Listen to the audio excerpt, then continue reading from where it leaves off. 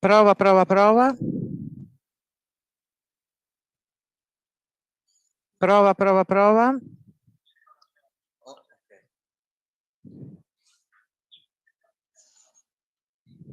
Ok, quindi dall'inglese senti. Dall'inglese senti. Testing, testing, testing. 1, 2, 3. Da qua. Perfetto. Testing, testing, testing. L'audio lo senti. Dalle cuffie. Prova a cliccare sulla cosa, sulla freccettina. Allora, seleziona microfono, ok, seleziona uscita. Ok, no, la prova si sente. Prova, prova, prova. Prova, prova, prova. Ok, perfetto. Tu ci senti? Adesso sono.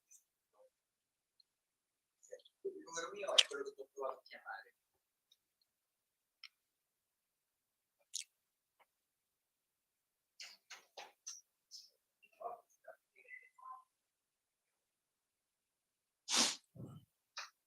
Ok, io vado leggero.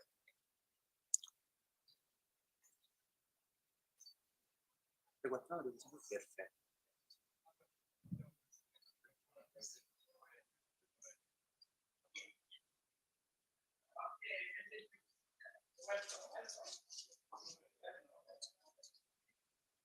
Come va? Non ci stiamo parlando. Non... Ecco. Io già me le...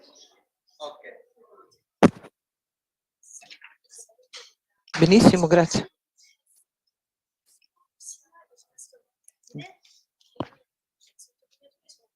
Certo.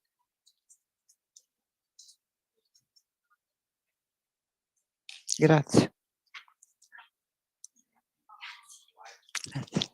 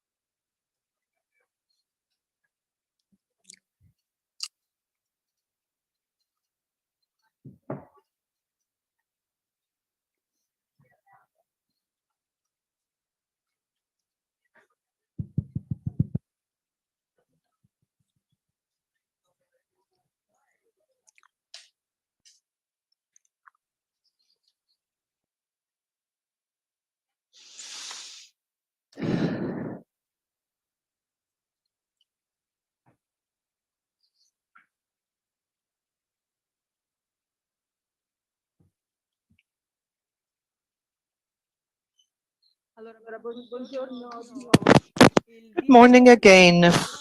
The DS Academicus was going to take place mostly in Italian, but Professor Gayev's presentation will be in English. You may avail yourselves of the simultaneous translation into English and into Italian. Those of you who so wish may connect to the website of the Pontifical Institute John Paul II and opt for the language. For those of you who wish to follow the translation, please ask us for the necessary headsets. So DS Academicus will be held mainly in Italian, but Professor Gagliardi will speak in English. There is a possibility of simultaneous translation in English and Italian. So you have to go to the YouTube channel of the Institute and choose the version, either English or Italian, that you would like. Okay. If you don't have headphones, we have them. Anyone who needs headphones? No. Okay.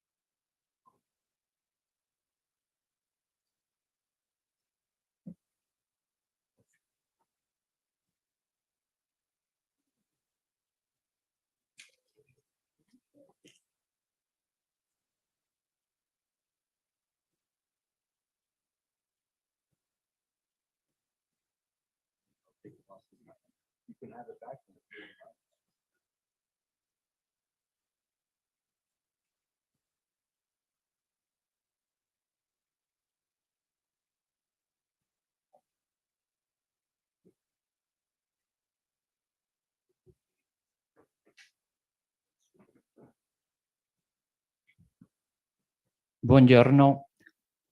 A nome del Gran Cancelliere Sua Eccellenza Monsignor Vincenzo Paglia, del Preside Monsignor Philippe Bourdin e dei Vicepresidi della sede centrale Professori Agostino Giovagnoli, Gilfredo Marengo e Milena Santerini, do il benvenuto a voi tutti qui presenti a questa solenne cerimonia di inaugurazione dell'anno accademico 2022-2023 del Pontificio Istituto Teologico Giovanni Paolo II per le scienze del matrimonio e della famiglia, ringraziandovi di aver accolto il nostro invito.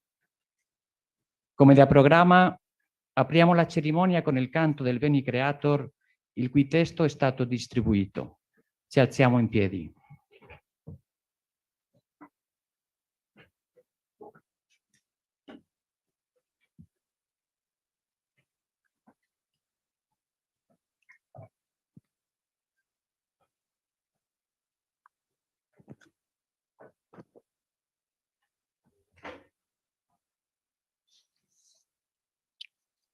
Mentes tuorum visita, impresu pena gratia, que tu creasti et ore.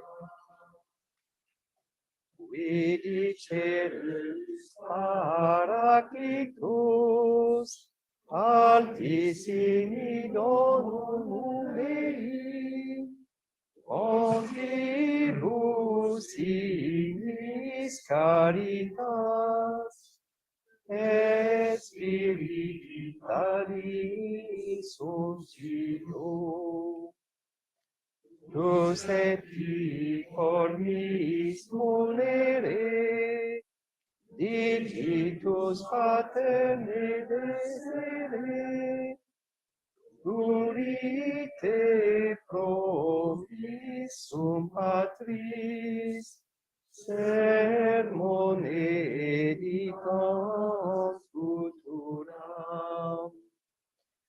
Accende lumen sensibus, infunda amorem cordibus, infirma nostris corporis, virtute firmans perpeti. Osembre Elas longius, pacemque dones protinus, doctores ite previo, vitemus omne nocium. Ertesiamus da Patrem, noscamus atque filium, eque Filiusque Spiritum, credamus omni tempore.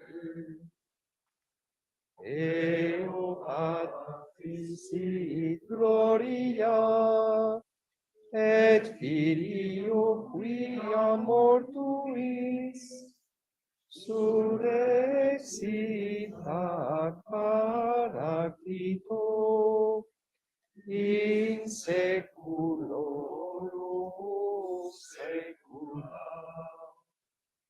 Amen.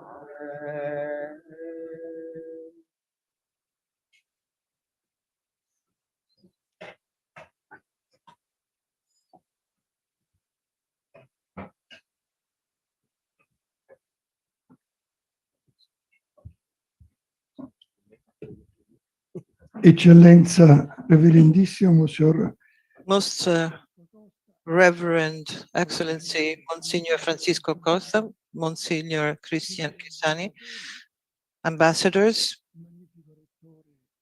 dear Dean of the Pontifical Lateran University, and guests, Professor Gallardet, dear Dean, and dear guests and students. I am especially glad to be inaugurating this academic act, which officially opens this year of work at our institute and coincides with an anniversary that concerns the life of the Catholic Church, but not only of the Catholic Church. I mean the 40th anniversary of the opening of the Second Vatican Council, which was the first public act of the Catholic Church's actual globalization. And we're looking forwards with special opening of the mind and of the heart to Professor Gallardet's report. Since I am an old man, but I'm proud of that, believe me, very proud. To me personally, this means to go back with great emotion to January 25th, 1959. I was then only 13 years old, and I was standing in the Basilica of St. Paul outside the walls at the time of the closure of the Holy Liturgy of prayer for the unity of Christians. And I remember the amazement after waiting for a long time to leave the Basilica because the Pope had withdrawn with a group of cardinals. And so we seminarians were supposed to wait until the Pope got out, and we didn't know why. Well, we were stupefied because as soon as we left, the rumor got around that the Pope had told the cardinals that he was going to celebrate the first synod of the Diocese of Rome after 20 centuries. He also announced the reform of the Code of Canon Law, and he announced the call of an ecumenical council. And to think that the old Pope had already been dubbed a Pope of transition. He was, in a way, but in a totally different sense, because John the 23rd helped with the transition of the Church into the new millennium and opened up a new horizon for the Church long before the conclusion of the second millennium. On the evening of October 11th, 1962, I was there and I was bearing a torch, one of the thousands of torches that turned the earth into a sort of mirror of the starry sky, to recall the enthusiasm of the people of God. As it had happened in Ephesus, we could not resist. We were overwhelmed by the emotion of that extraordinary speech. And as I later meditated on the few words uttered that evening, we can already see the council, because Pope John the 23rd had the council at his heart, in the sense that the Spirit was speaking through him. And as it was the case for the prophets, he was reluctant to speak. Actually, he did not want to say anything, but he was compelled by the Spirit, or if you will, by the thirst of the expectant crowd. It was the crowd of the believers, men and women, and I must tell you, I was part of that crowd. And somehow today I still bear a very proud memory of it. I am marked by that memory. In that moment, we saw the opening up of a new horizon for the embrace of the church that was now capable of announcing the gospel to all with greater clarity. We had just behind our shoulders 2 world wars, a number of tragedies, the extermination of the Jews of Europe, the totalitarianisms, the terror. The world was split down the middle. There was terror, there was fear in people. So we needed a prophecy was needed, and that is what the Second Vatican Council was, and still is. And that source, this fountainhead, has not dried out. Based upon my experience, I can say that that council, that Vatican II, still remains an extraordinarily rich fountainhead, a source that can still promote a new springtime for the church in this initial part of the new millennium. Let me just return to one element. See the germs of the task of our institute in the words that the Pope uttered that evening. Those words were life-generating. They were pregnant with life, pregnant with meaning, pregnant with affects. John the 23rd, as he saw the crowded square, said that the whole world was represented there. He also spoke of himself and introduced himself as a brother who, by the grace of God, had become father too.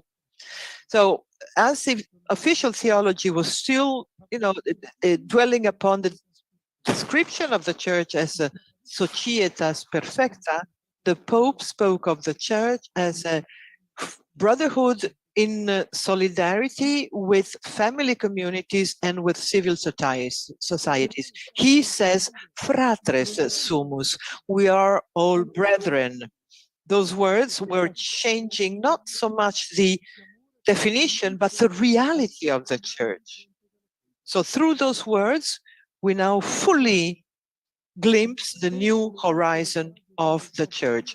We are all brothers and sisters. So that council was going to shed the waters of the passage of the people of God to a new land. The passage that was opened back then seemed very difficult, and we are a bit nostalgic of it. It's the passage of the time when an atmosphere of extraordinary brotherly collaboration was established between the ministry of pastors and the ministry of theologians. The council fathers, in a close dialogue amongst themselves, with theologians and with contemporary culture, were able to present the Catholic Church as a mystery of communion capable of a hospitality and of a welcoming attitude. And within that very context, for the first time in the history of the papacy, the council presented in the pastoral constitution Gaudium et Spes the central theological, pastoral, spiritual role played by marriage and the family. Those words, the foundations of the grammar in order to understand the humanity that we all share, the Christian sacrament of the intimate connection between God and creatures. There are only 6 numbers, from number 47 to number 52, but in those 6 numbers we can see the foundations lying at the basis of our institute too. So, dear friends, we are at the same time a place of the church and an academy of studies, an academy of knowledge. It would be beautiful if we made ourselves worthy of the impulse with which the Spirit exemplarily opened up also a new paradigm of brotherly and responsible ecclesial cooperation amongst all bishops and all theologians. Today, the world is suffering from a blatant lack of vision, as young Karol Wojtyła wrote in a poem dating back from the early 50s. The world isn't well because it lacks vision. We may have more nightmares than dreams, more devastating philosophies than teamwork. So the memory, the recollection of the Council is for us and for the Pope, and here let me avail myself of the privilege of anticipating the festival day of John Paul II. I don't think that the congregation is going to blame me for that. The memory, the recollection of St. John Paul II is a blessing, and I think it would be beautiful if our institute could contribute to relaunching this ecclesial and spiritual fervor that made that act, that made the council into a great act of church and of brotherhood. It is my wish that our institute may honor this blessing and relaunch the passion in the faith of the church and in the culture of the world. Have a very fruitful working day, and thank you very much indeed. Our Dies continues with a report by Professor Philippe Bourdain, our Dean.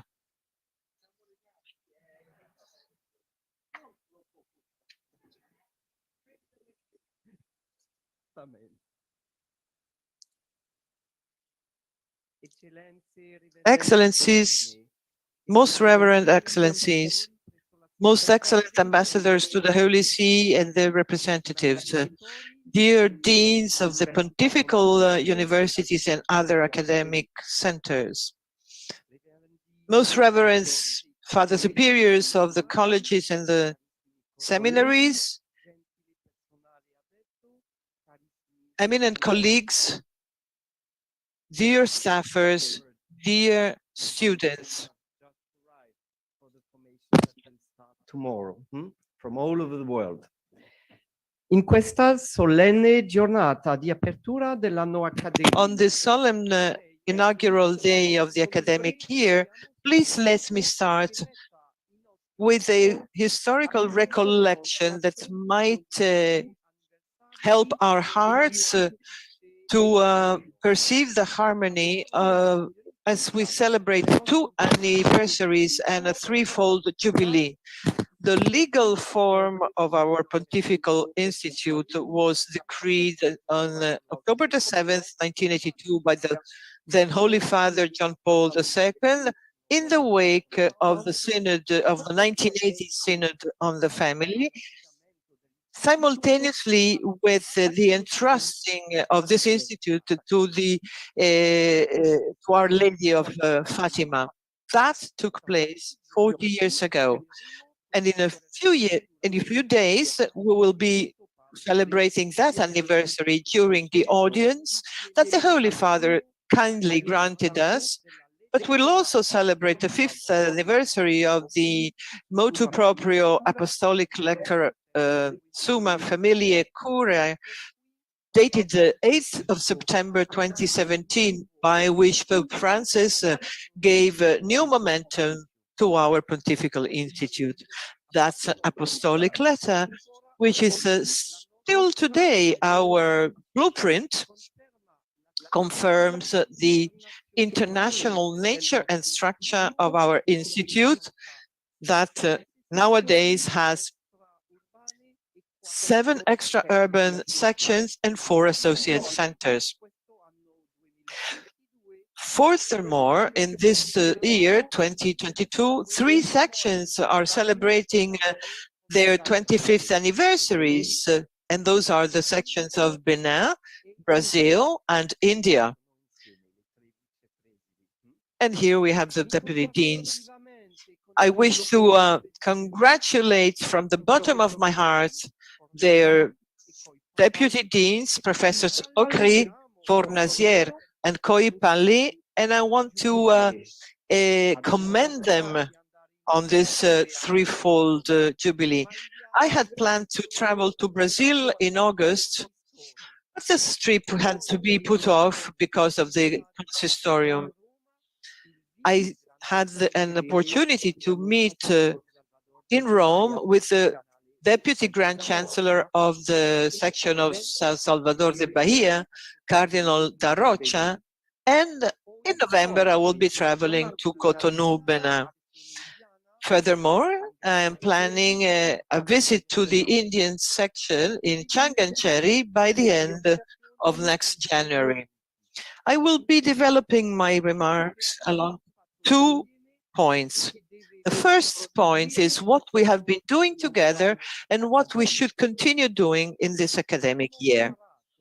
I think we have learned or relearned how to live after the pandemic and to inhabit the spaces, the rooms of this institute. The student's life has returned to its familiar style, especially thanks to the 2 representatives of the students who were able to create a very compelling and involving dynamics. Thanks to them, I myself and Professor Rosito have experienced wonderful synodal assemblies, gatherings together with our students. I think that we all learned to listen to others and to speak with confidence, to express their expectations vis-à-vis the action of the Holy Spirit. Moreover, at the beginning of the second semester, we arranged a room dedicated to students, where students can go and meet convivially in brotherly friendship, and thus encourage the growth and the mutual support in their long path of study, of learning Italian, of sharing their concerns over the mission of our local churches towards the families. Also, our library has gone back to being a central place of study, and we have welcomed a new librarian, that is Mr. Adriano Ciambella, who remains the person responsible for technical assistance to online teaching. And this is a sign of our wish to progress and proceed in the use of digital resources, which is all the more important to the extent that many of our students will not have any access to a library when they return to their countries of origin. So we need to support them more and more in learning and using the digital data banks or databases for their research. Now, the lifting of all restrictions connected to the COVID-19 pandemic allowed us to regain access to the library of the Pontifical Lateran University, whose collections are much broader than ours, and we should not hesitate to make a good use of that library. And thank you very much, Professor Bonomo, who was the director of the library. Now, concerning research, the workshop organized during the year for tenured professors and open to all of the faculty allowed us to progress together in an approach to family realities based upon the relations that are established in this brotherly climate and which inform the broader social relations. The result, the fruit of all that was a better mutual understanding. And I think this is going to be the stepping stone for common research efforts, in particular at the impulse of the documents Evangelii Gaudium, Amoris Laetitia, and Fratelli Tutti, all brothers. One of the workshop sessions was inaugurated and open to colleagues coming from the international sections of our institute in the form of a video conference. So we had the great joy of listening to new voices and to meeting with new cultural issues. The outwards appearance of Anthropotes, our journal, has been renewed. Its scientific board was deeply renewed, and its editorial board now includes all of our tenured professors. I wish to thank from the bottom of my heart Professors Marengo and Guenzi for the commitment with which they undertook this project. We also inaugurated a number of different collaborations, which made it possible for this institute to take part in initiatives of teaching and research of common interests. In May 22, we held an important international symposium of moral theology concerning the reception of Amoris Laetitia. It was held at the Gregorian University. Thanks to the long and careful preparation by Professor Chiodi, all of our students and our faculty were able to attend. Next week, at the Alphonsian Academy, we will present a book on natural law. We also have designed a project of collaboration in a PhD degree with LUMSA, LUMSA, and thanks to our Brazil section, there is a collaboration underway with the Faculty of Theology with the Pontifical University of Rio de Janeiro, Brazil, in view of a common symposium in next spring in partnership with the CELAM, the Council of the Latin American Bishops. All of these projects are an opportunity to have the world get to know better our Rome Institute, make it better known in Italy and abroad, make known also its specific mission as an institution of teaching and research on marriage and the family. Our goal, of course, is to attract new students and thus contribute to training theologians that can support the pastoral care of the family in a number of different contexts. I've just seen the Vice Dean of the Indian section, and I've seen a couple a married couple from Malawi. Where are they? These spouses have been following the online training, and they are here today for the training of our couples. For the past few months, in collaboration and cooperation with the dicastery for the lay, the family and life, we are working side by side with 3 family movements that are internationally active: Equipe Notre Dame, Incontro Matrimoniale, so marriage encounter, and Love and Truth.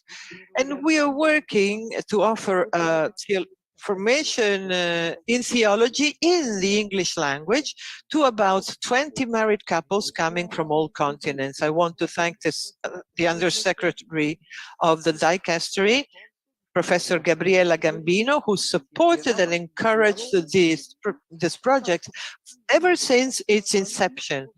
The training course will take place in Rome in the English language. It will begin tomorrow.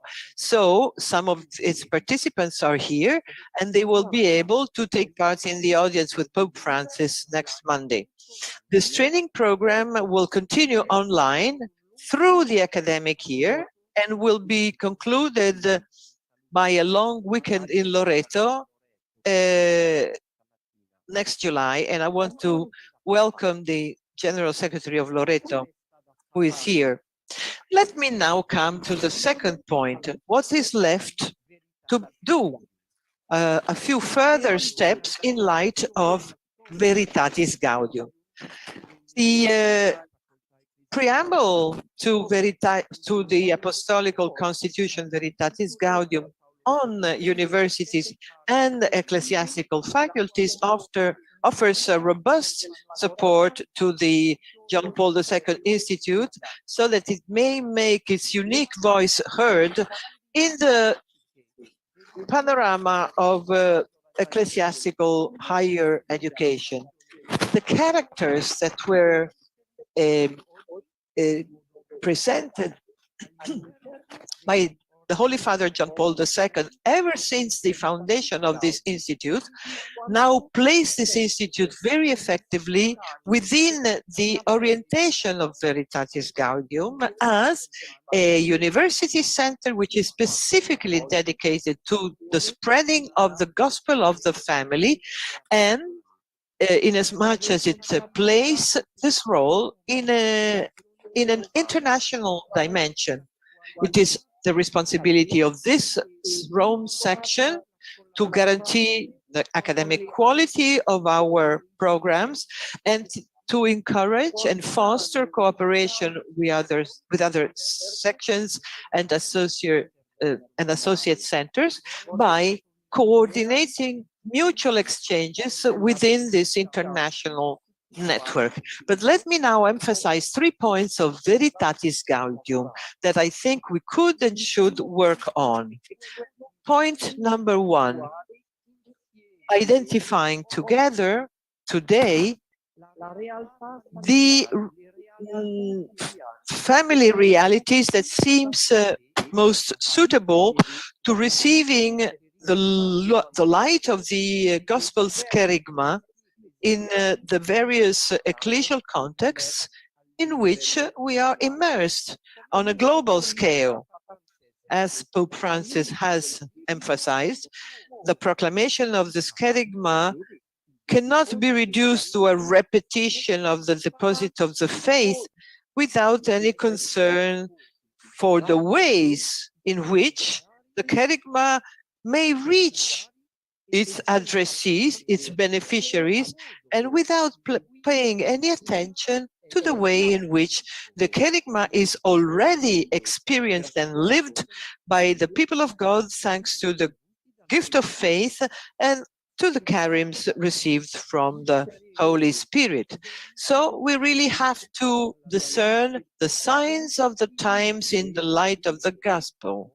And this presupposes to work at listening, interpreting, and researching boldly with great courage. Now, the service of proclaiming the kerygma is not limited, however, to the pastoral care. It should permeate all of the theological work, especially when it comes to the initiation to research, the canon law license, and the PhD program. As far as the latter is concerned, you know that we are conducting a reform of the PhD program with a view to providing better training to our PhD students. And, you know, we're trying to encourage this discernment that places us in full line with the synodal path upon which Pope Francis has launched the whole church 1 year ago on October 9th, 2021. The discernment is necessary so that the study of the sources of the living tradition may be renewed by the contribution of the many different ways in which the grace of God acts today within the families, the church, and society. We Christians believe that God's mercy is at work often there where it is not expected. So if we examine these trajectories of the grace of God in the life of single individuals and of whole peoples, we certainly become more sensitive to what is resisting to that grace, sometimes in a very sly, devious manner, but a Christian glimpse upon our time may not limit itself to recording the crisis of marriage and the family.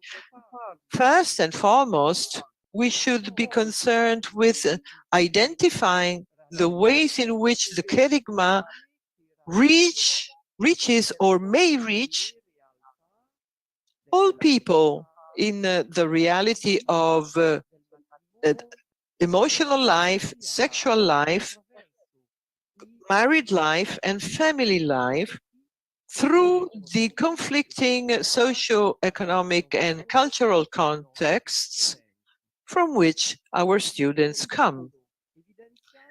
The second point that Pope Francis made is expressed in a very dense but slightly enigmatic phrasing in Veritatis Gaudium. We read in Veritatis Gaudium that the ecclesiastical faculties represent, and here I open my quotation, a sort of providential cultural laboratory where the Church conducts an exercise of performative interpretation of reality that springs forth from the event of Jesus Christ and is fed by the gifts of knowledge and science by which the Holy Spirit enriches the whole people of God in various forms, from the sensus fidei fidelium to the magistry of our pastors, from the charism of prophets to the charism of doctors and theologians, and quote. Please allow me to comment these words. To interpret the event of Jesus Christ in a performative manner means to deal with its impact. In other words, to look at the effects of academic research upon the Church's mission.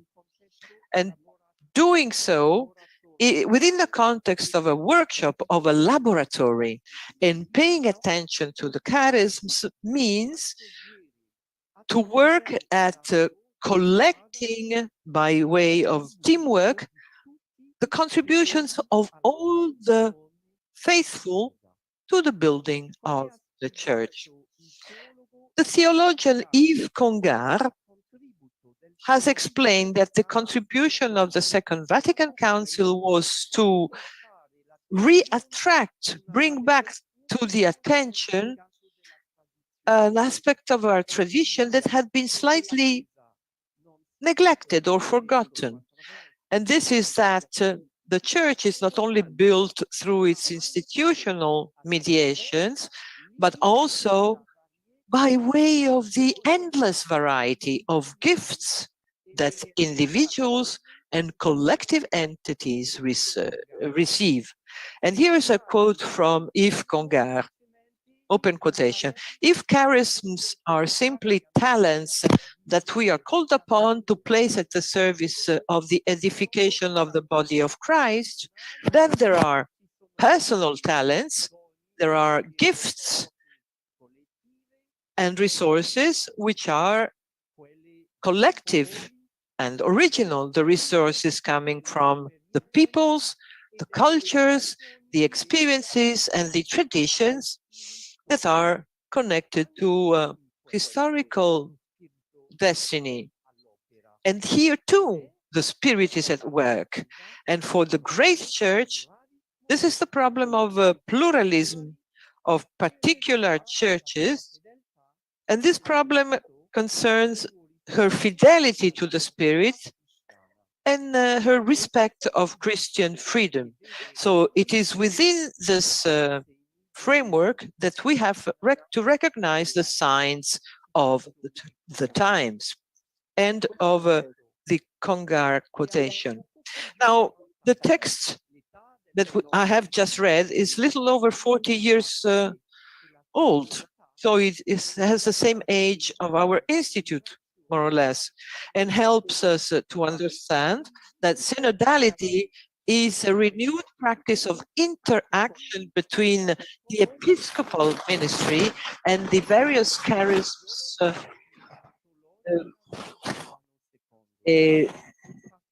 proposed by the Spirit, so that it corresponds to the implementation of the pneumatological ecclesiology of Vatican II.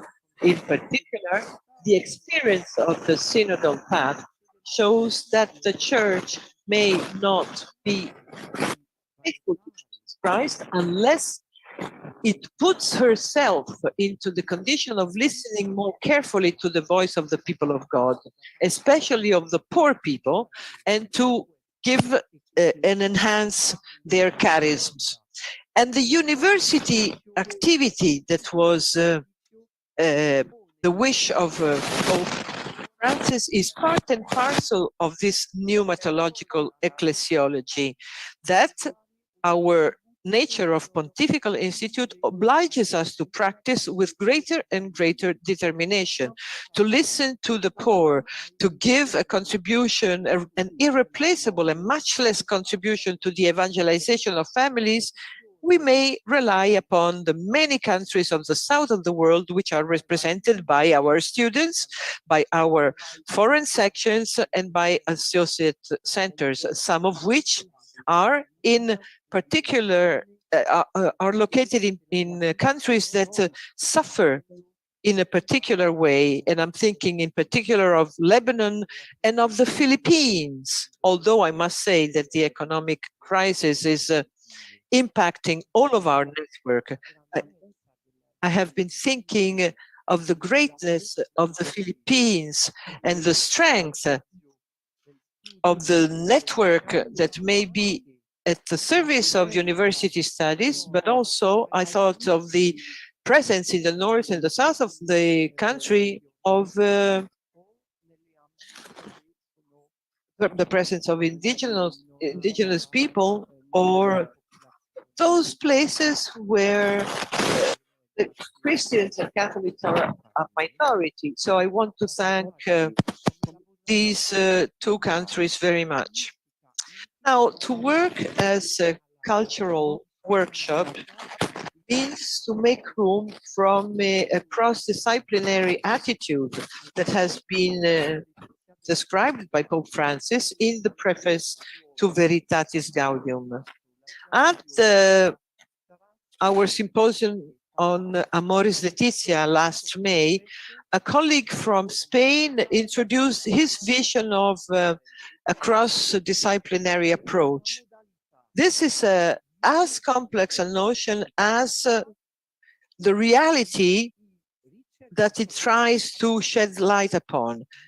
This cross-disciplinary approach must mean that researchers never abandon the concrete reality, however, and in this perspective, our ambition here at the John Paul II Institute is to amplify the impact of the event of Jesus Christ upon human families during the whole of human history. Therefore, we expect them to form researcher groups whose epistemology is referred to the concrete reality. And in view of that, we should experiment with new methods of teaching, I believe.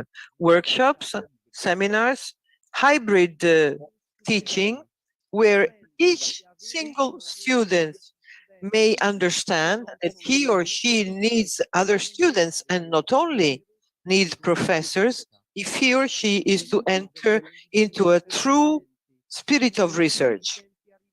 The development of a long-term learning where students come with their questions and expect to be deeply changed by these courses is an opportunity to be caught. training courses are held in small groups that are then disseminated by way of the testimony of participants upon what they have been experiencing. And this is a way to recover the same mode in which the early Christians spread their faith.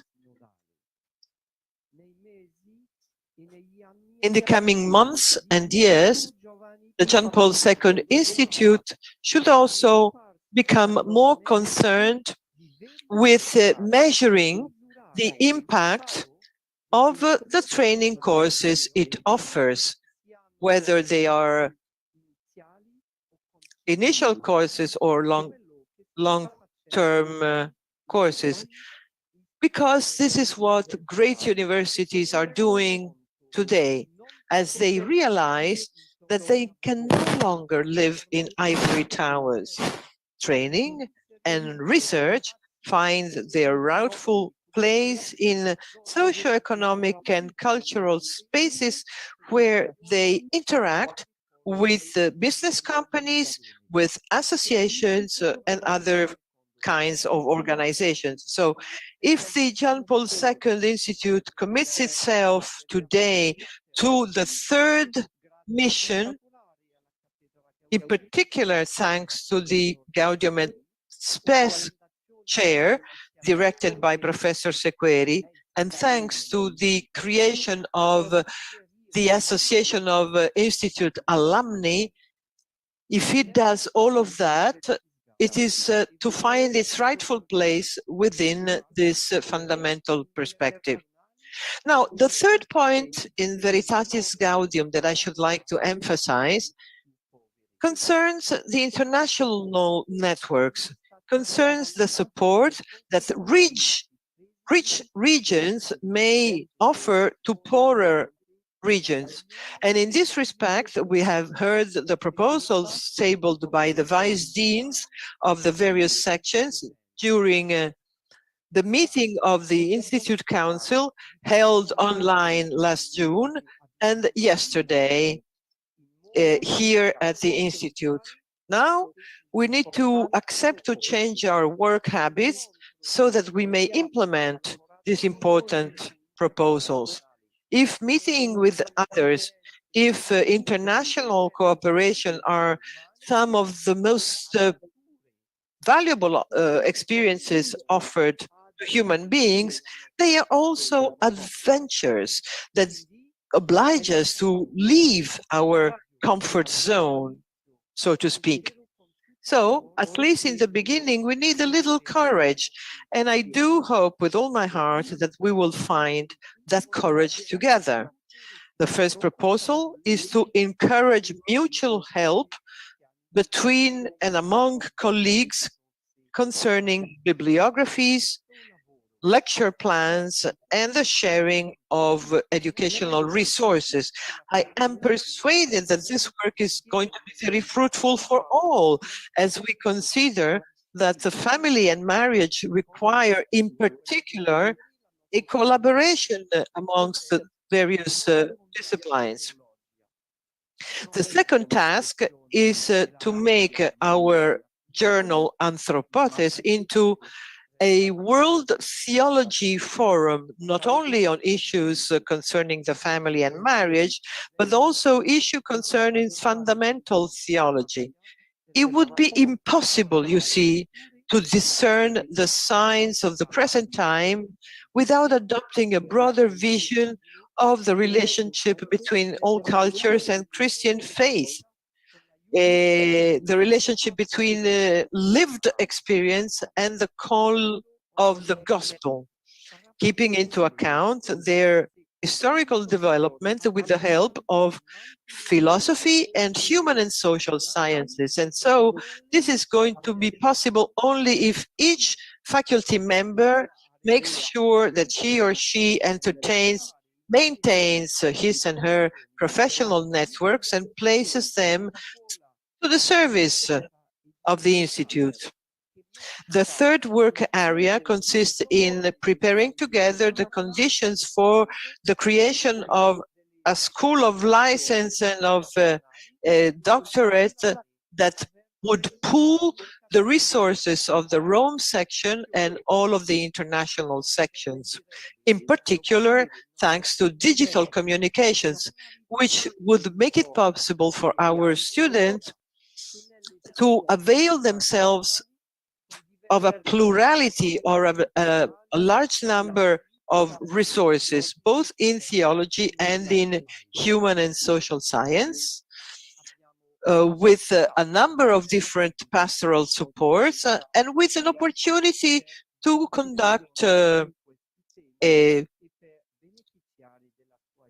stays or internships in different countries. Yesterday, we benefited from the presence of Professor Gallardes in order to discuss with him all of these issues and to benefit from his experience in training in the quest of an international context. Before I introduce Professor Gallardes, I should like to express thanks.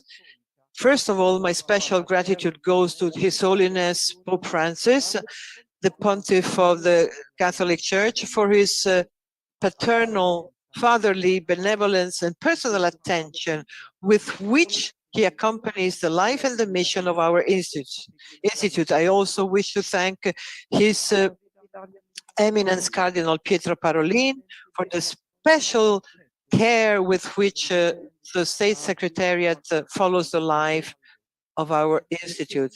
I want to thank the Secretariat for the Economy in the person of the Prefect, Reverend Father Juan Antonio Guerrero Alves, for the constant support and practical support in administrative issues. I want to thank His Excellency Monsignor Vincenzo Paglia, the Grand Chancellor of our Institute and the President of the Pontifical Academy Pro-Life, for his closeness and his active participation in the Institute's projects. I want to thank all members of the Higher Council of this Institute, in particular His Eminence Cardinal Angelo De Donatis, the Vicar of His Holiness for the Diocese of Rome and Grand Chancellor of the Lateran Pontifical Universities, and His Eminence Kevin Farrell, the Prefect of the Dicastery for the Lay, Family and Life, and to His Eminence, His Most Reverend Eminence Cardinal Michael Czerny, the Prefect of the Dicastery for Integral Human Development. I also wish to express my thanks and my gratitude to Professor Vincenzo Bonomo, the Dean of the Pontifical Lateran University. And I want to express my heartfelt gratitude to all of our friends and benefactors who shared with us the burden of the projects and initiatives that we are promoting. I wish to thank very sincerely the Bank Intesa San Paolo in the person of his CEO, Dr. Messina. I want to also thank the Fundación Universitaria San Antonio de Cartagena in the person of its president, Dr. José Luis Mendoza. Finally, I want to thank Cardinal Marx, the pious establishment of France in Rome and in Loreto, and the monks of the Belgian abbeys of Orval and Scourmont for their support to our student. My gratitude also goes to the faculty, to the staffers, to the students of this institution. And in conclusion, upon the authority that I have received, I declare officially open the 2022-2023 academic year, the 40th from our foundation. At this point, our program includes a musical intermission. So I'll hand this over to our Secretary General, who will introduce our musicians. Thank you.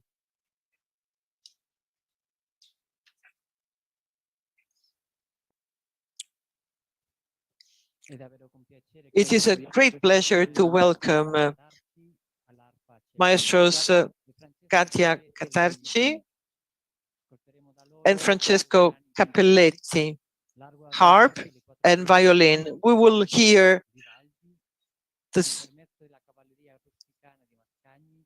sonata by Niccolò Paganini, #1, and later on the overture from Wilhelm Tell by Rossini.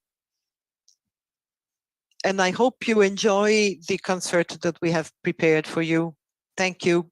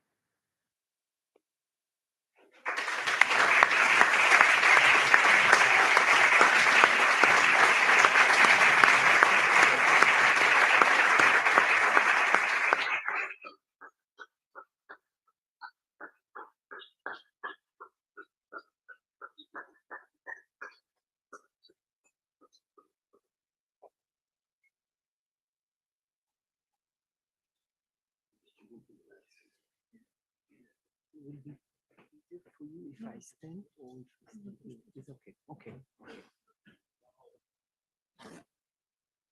Più vivamente i maestri Cataci, Cappelletti per Thank you aver very much, maestros Capaci and Cappelletti, for this beautiful musical moment that has accompanied us to the core of our event today. Professor, there is a surprise. Sister Nathalie Becca is present. If you want to sit here, la suore Nathalie Becca, che è Sister sottosegretaria Nathalie Becca is here in attendance, and she's the Undersecretary to the Secretary General of the Synod, and she had Professor Gallardes as her professor at Boston College. She is here in attendance. Thank you very much for being with us, Professor. It is now my task to introduce Professor Gallardes. I think we could open the windows. It could be useful. It is not true that the dean does everything, and I have not prepared anything, but there are things that need to be done. You see, my mother was a doctor, a medical doctor. So that's opening windows is part of preventive medicine. So I now have the task of introducing Professor Richard Gallardes, who accepted to hold the inaugural lecture of this new academic year. And I want to explain why we in the faculty decided to invite Professor Gallardes. First thing, Professor Gallardes is a theologian whose chief research focus does not concern marriage and the family. It is true that in 2002 he wrote a wonderful work of conjugal spirituality entitled A Daring Promise, which I dream would be translated into French. And this translation is now underway after 20 years. But Professor Gallardet's specialty in theology is ecclesiology, with a particular concern for ministries, issues of authority, the magistry, ecumenical councils, the government of the church, relations between lay and clerical faithful, and the diversity of charisms at the service of the mission. So if I think Professor Gallardès was a decision made because we are determined to broaden the field of research on family here at the John Paul II Institute for the reasons that I have explained this morning. Secondly, this is a pontifical institute, so it's quite in order for us to commit to serve the ministry of the Bishop of Rome, on the one hand, by deepening the contents of his magistry, and on the other hand, by exploring theological issues raised with greater urgency by his pastoral ministry.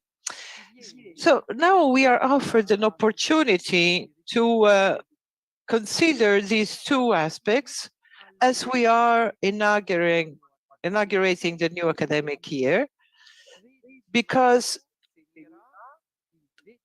on May 13th, we will celebrate the 10th anniversary of the pontificate of Pope Francis. So the year which is about to begin also coincides with the second year of the Synod path that will begin, begin in October 22. So I ask Professor Gallardès to offer us a retrospective and perspective interpretation of the pontificate from his standpoint as an ecclesiologist. He was kind enough to accept my proposal, and I want to thank him wholeheartedly for that. Professor Gallardès decided to present the emphasis placed by Pope Francis upon synodality as an act of renewed reception of the Second Vatican Council, of which we celebrated the 60th anniversary last week. Thirdly, the bonds between the theology of the family and ecclesiology have been developing in these past 5 decades with the rediscovery of the patristic topic of the family as domestic church that was briefly revisited by Second Vatican Council, and then reiterated by Pope John Paul II in 1980 in his Familiaris Consortio. Pope then insisted upon the role of domestic church, ecclesiolae, in the mission of the church.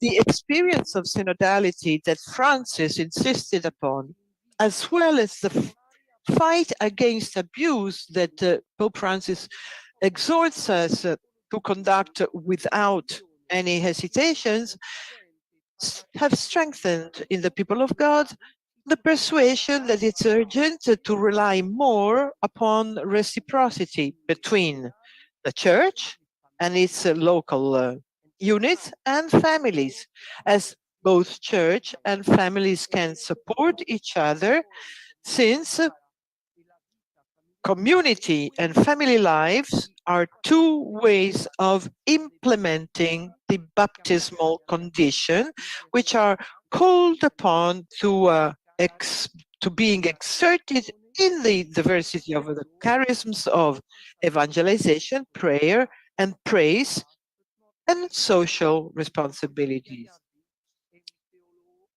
Last but not least, Professor Gallardès is a lay theologian. He's married, he's a family man, and represents, I would say, the excellence of a vocation which is open to all baptized in a communion with the pastors of the church. Professor Gayades is married with with Mrs. Diana, who is also here. They have 4 sons who have visited the couple these past few days in Foligno. During the moments of synodal sharing, our students here at the Institute have often expressed the wish to have more married teachers who have an experience in raising children. So in addition, Professor Gayades has performed lay ministries in a number of dioceses and institutions in the United States, even as he was a student. And he has spent some time in Mexico. He also has been devoting attention to long-standing training of adults and theological training of non-theology students before he entered the prestigious School of Theology of the Boston College, where he was recently the dean for 6 years. In 2011, Richard Gayardet was elected the president of the Catholic Theological Society of America. So when I asked him to come to Rome, he knew that he was going to be released from his posting as dean, and he immediately accepted our invitation. Shortly thereafter, he has learned that he is seriously ill, very seriously ill, and that illness requires very heavy treatment still today. But he was bold enough to continue to work in order to honor our invitation to come to Rome. For this reason, and for all the reasons that I have already mentioned, it is with great pride, great emotion, and great gratitude that we now will listen to Professor Gayardet's report.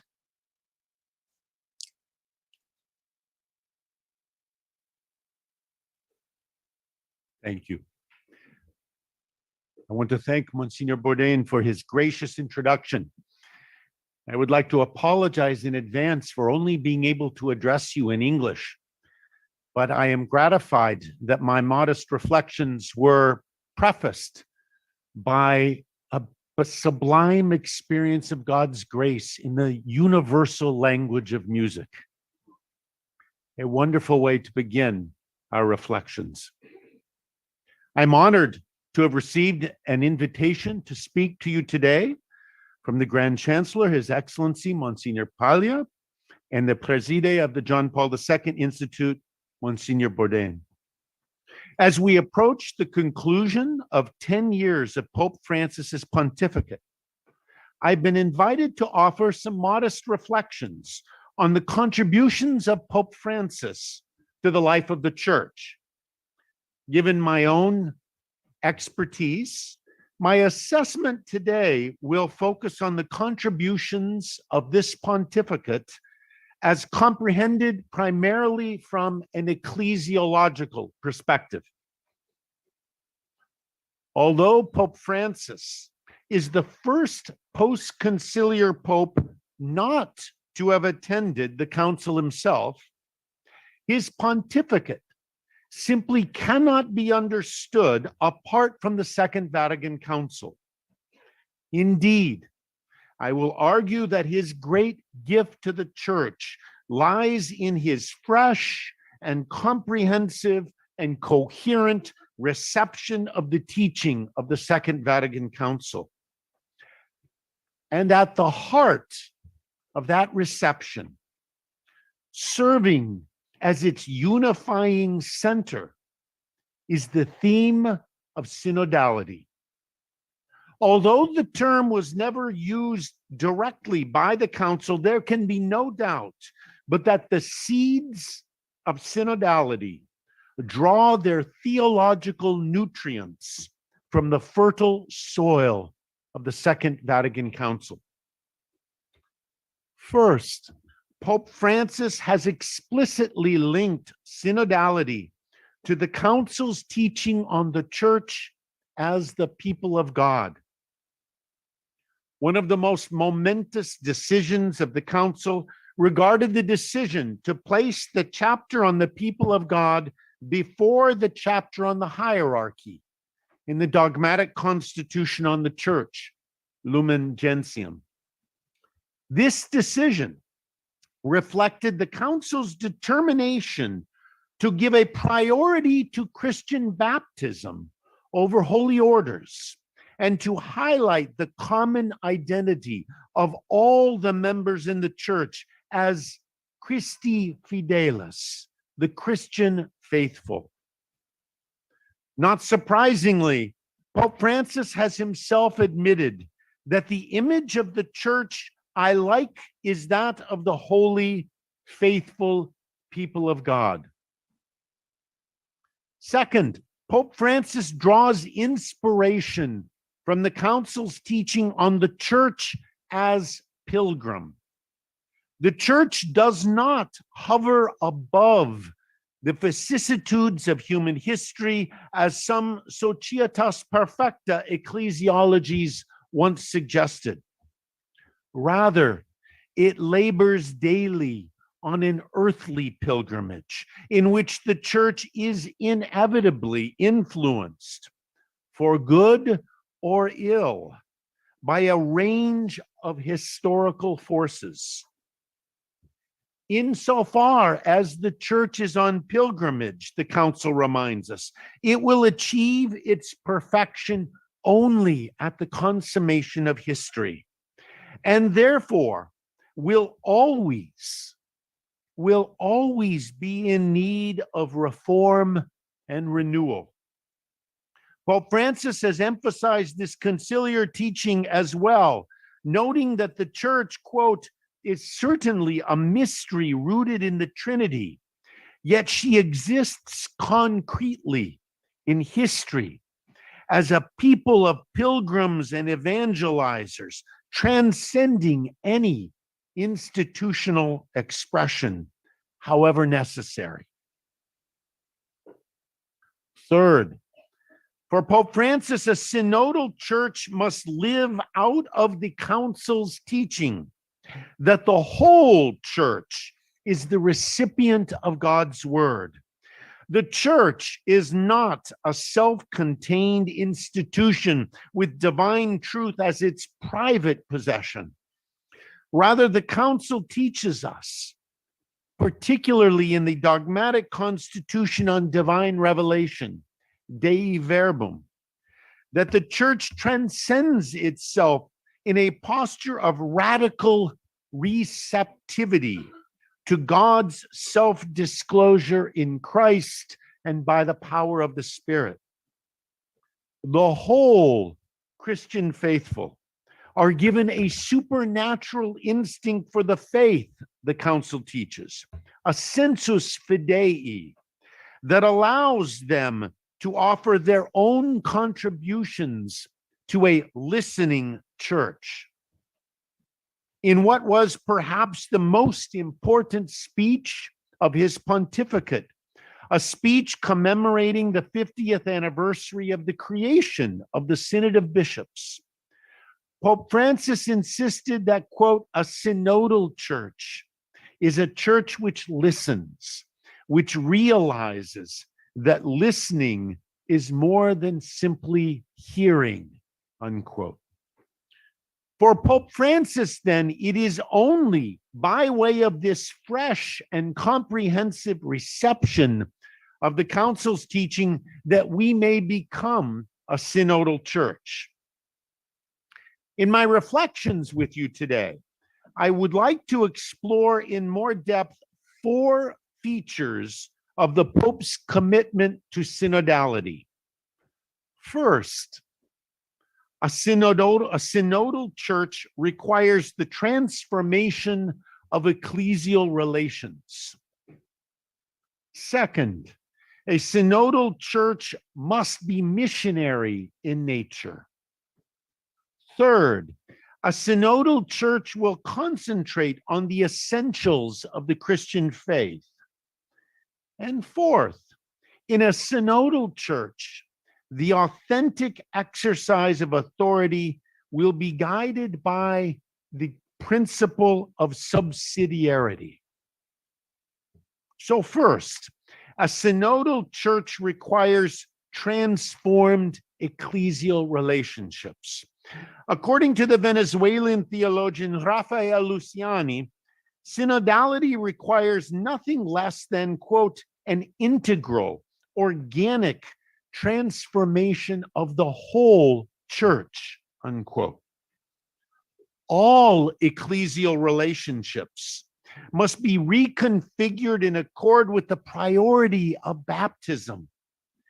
This commitment will inevitably challenge a vision of the church built around a too rigid lay clergy binary.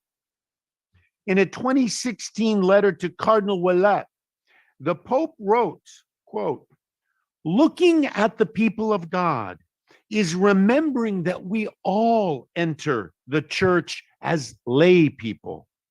The first sacrament, which seals our identity forever and of which we should always be proud, is baptism.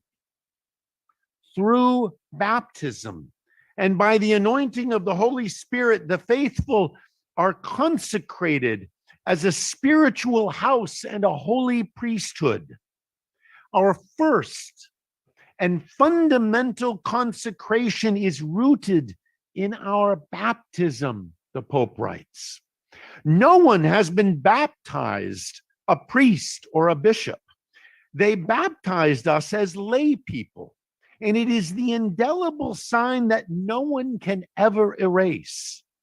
It does us good to remember that the church is not an elite of priests, of consecrated men, of bishops, but that everyone forms the faithful, holy people of God," unquote.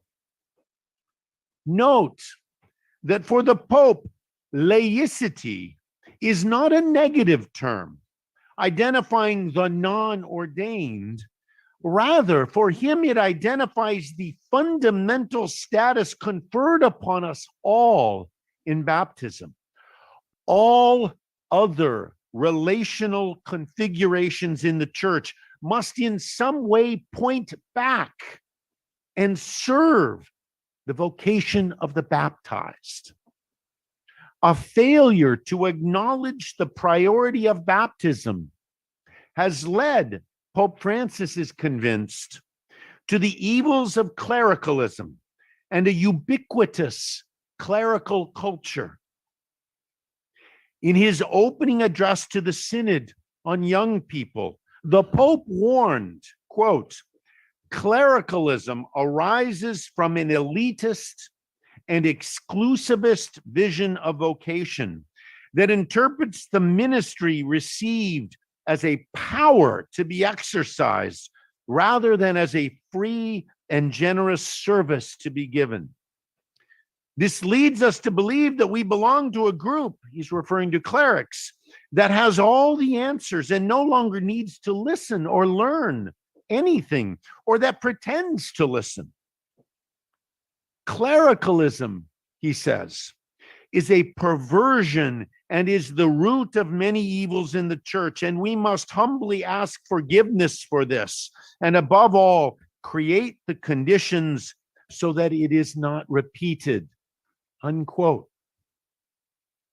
Pope Francis has persistently denounced the temptation to conceive ordained ministry in terms of power and privilege. The Pope wishes to move our church away from a rigid lay clergy binary and toward a more expansive and relational understanding of public ministry and service in the church. Such a transformation of ecclesial relationships will have a structural dimension. We must see the church as an inverted pyramid, he writes, a church that places public ministry in service of God's people. A careful review of this pontificate illuminates a consistent effort to give new institutional forms to his vision of a synodal church. In a relatively overlooked development, the Pope has opened the instituted ministries of lector and acolyte to both men and women in his 2021 apostolic letter, Spiritus Domini. This was quickly followed by his establishment of a new instituted ministry of catechist in Antiquum Ministerium. To understand why these seemingly minor developments were significant, a little background is necessary. In a laudable effort to dismantle the medieval cursus honorum that conceived holy orders as a series of hierarchical advances up the ecclesiastical ranks, in 1972, Pope Paul VI suppressed minor orders. And in his apostolic letter, Ministeria Quaedam, Pope Paul VI created instead the installed ministries of lector and acolyte. These were formal ecclesial ministries subject to ritual installation and open to laymen, but not lay women. Unfortunately, he continued to require that those pursuing ordained ministry first be installed as lector and acolyte. Thus, the medieval cursus honorum, which seemingly was dismantled with the suppression of minor orders, was to some extent restored by requiring prior installation to lector and acolyte for those pursuing ordination. Moreover, by limiting these installed ministries only to men, Pope Paul VI inadvertently created a situation in which many local churches preferred to allow men and women to exercise both ministries on an informal basis, absent any ritual installation, rather than exclude lay women. By allowing both men and women to be formally installed as lector and acolyte, and by creating the newly installed ministry of catechist, the Pope has given a more formal status and ritual expression to a wide range of ministries open to the laity. And in doing so, he has nudged the church away from a strict identification of ministry with ordination. The Pope envisions rather a church built up by a wide diversity of ministries, ordained and non-ordained. And he has further relativized a strict lay clergy division by allowing non-ordained religious brothers to be appointed to positions of leadership, including those of provincial and even superior general in communities that include priests. A synodal listening church requires structures and processes that can support meaningful ecclesial interaction, marked by the free exchange of views and insights among all the Christian faithful. Toward that end, the Pope has leaned considerably on episcopal synods, significantly reconfiguring the preparation and conduct of those synods so as to dramatically expand participation beyond the episcopate. We have seen this in his recent announcement to further extend the preparation and celebration of the Synod on Synodality for 2 consecutive falls in order to highlight the process itself. He has enhanced processes of consultation and created a space for honest discussion and even disagreement among participants. Many of these changes were codified in the 2018 Apostolic Constitution, Episcopalis Communio. Finally, the Pope's commitment to the transformation of ecclesial relationships within a synodal church has led him to a dramatic reform of the Roman Curia itself, as codified in his recent constitution, Predicate Evangelium. For over 4 centuries, the Roman Curia has been a substantial force for good in the church, but also for sustaining what could appear to be a fundamentally monarchical papacy. The Pope's reforms have the potential to considerably shift our church from a monarchical papacy to a genuinely synodal church. He writes in that constitution, and I quote, "The Roman Curia is not set between the Pope and the bishops, but it is at the service of both, according to the modalities proper to the nature of each," unquote. The prospects for substantive reform were advanced considerably by his determination that the power of governance may be exercised by the laity in virtue of a canonical mission. Lay men and women now can not only be members of curial dicasteries, but in principle could actually lead them. These structural reforms mark vital, if still partial, moves toward a comprehensively reconfigured church. But clearly, there is much more to be done. Pope Francis has invoked a long overlooked medieval maxim, quod omnis tangit ab omnibus tractari debit. What touches all must be approved by all. Yet in spite of his significant reforms, we, the church, remain far from making that ecclesial axiom a full reality in our church today. A second feature of the Pope's vision for a synodal church lies in his connecting it with the church's missionary nature. The ecclesial transformation of relationships that we have just considered focus primarily on the church's ad intra relations. Yet Pope Francis's commitment to synodality has a profound centrifugal ad extra dimension as well. He has been deeply influenced by the Latin American church's distinctive reception of the council, one which focused from the beginning much more on the council's missionary engagement with the world. That orientation dominated every Selam gathering from Medellin to Aparecida.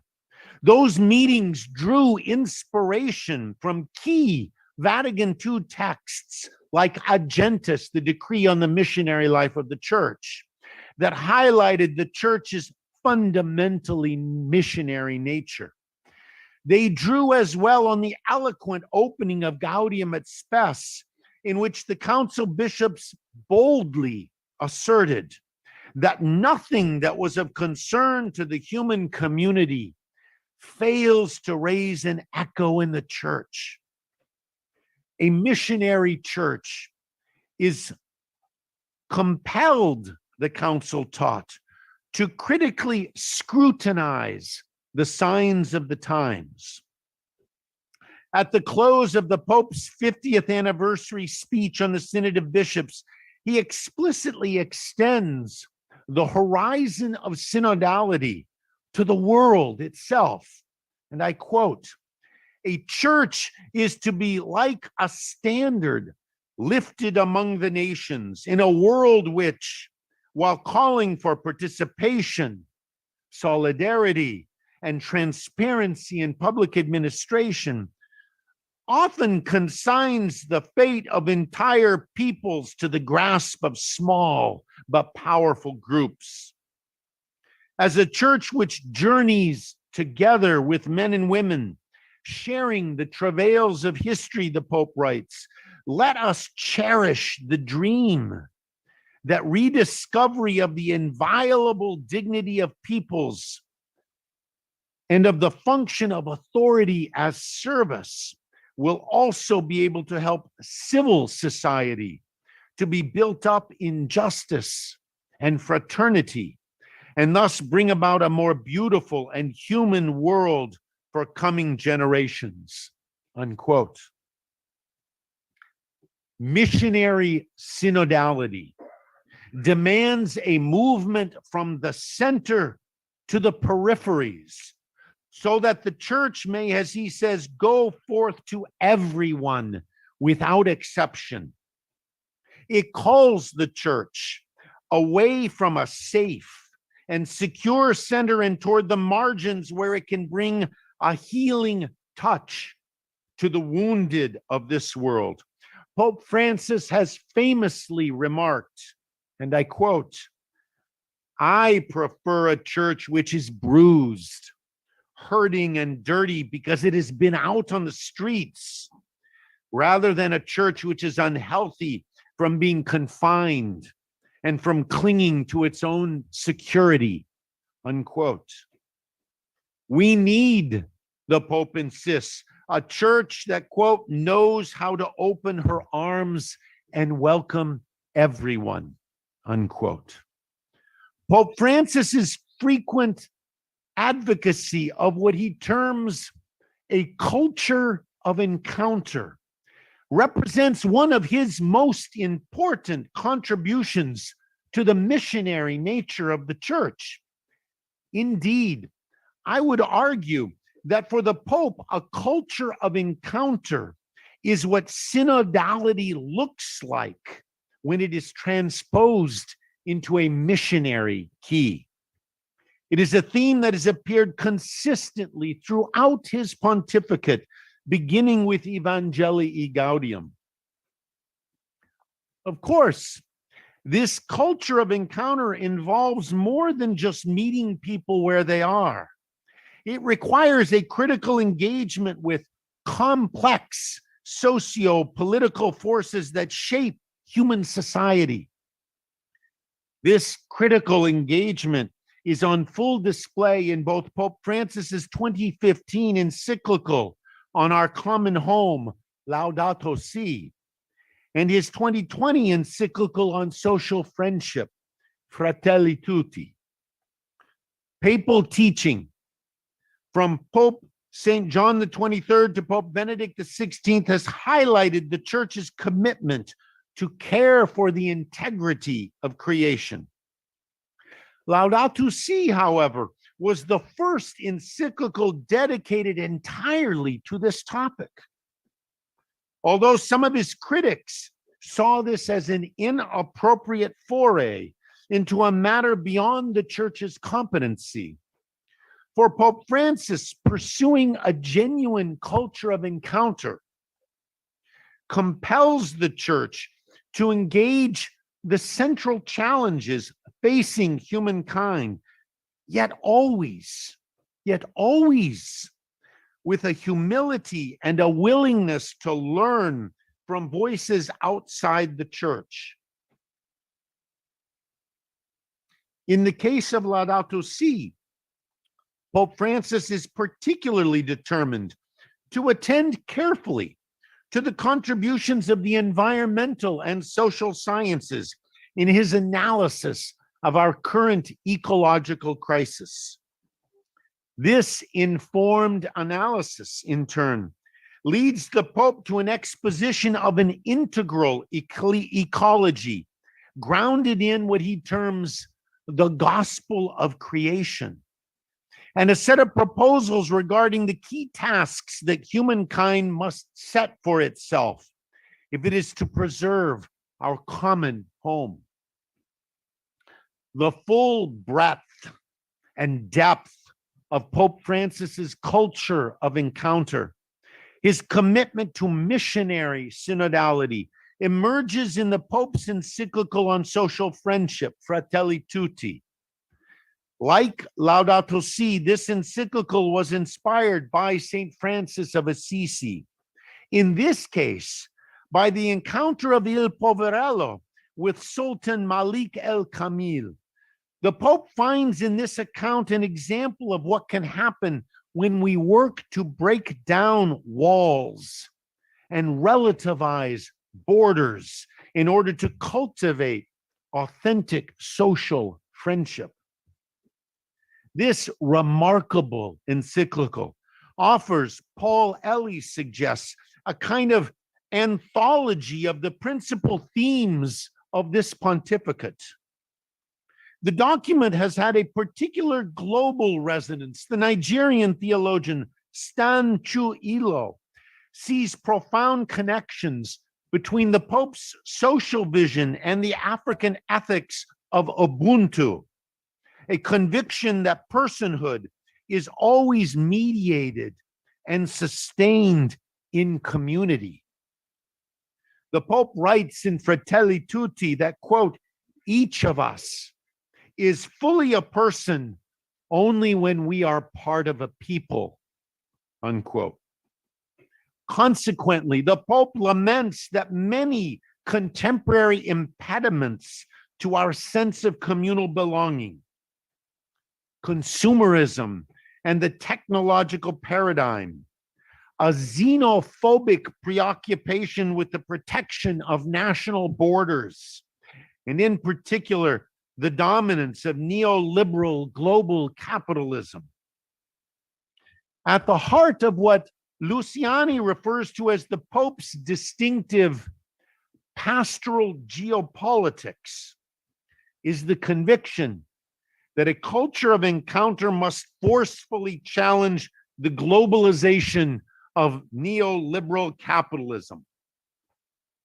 According to Vincent Miller, this toxic manifestation of globalism poses a profound problem for the church's ability to be a communion of humankind in God, as it creates a world of powerful but attenuated relationships.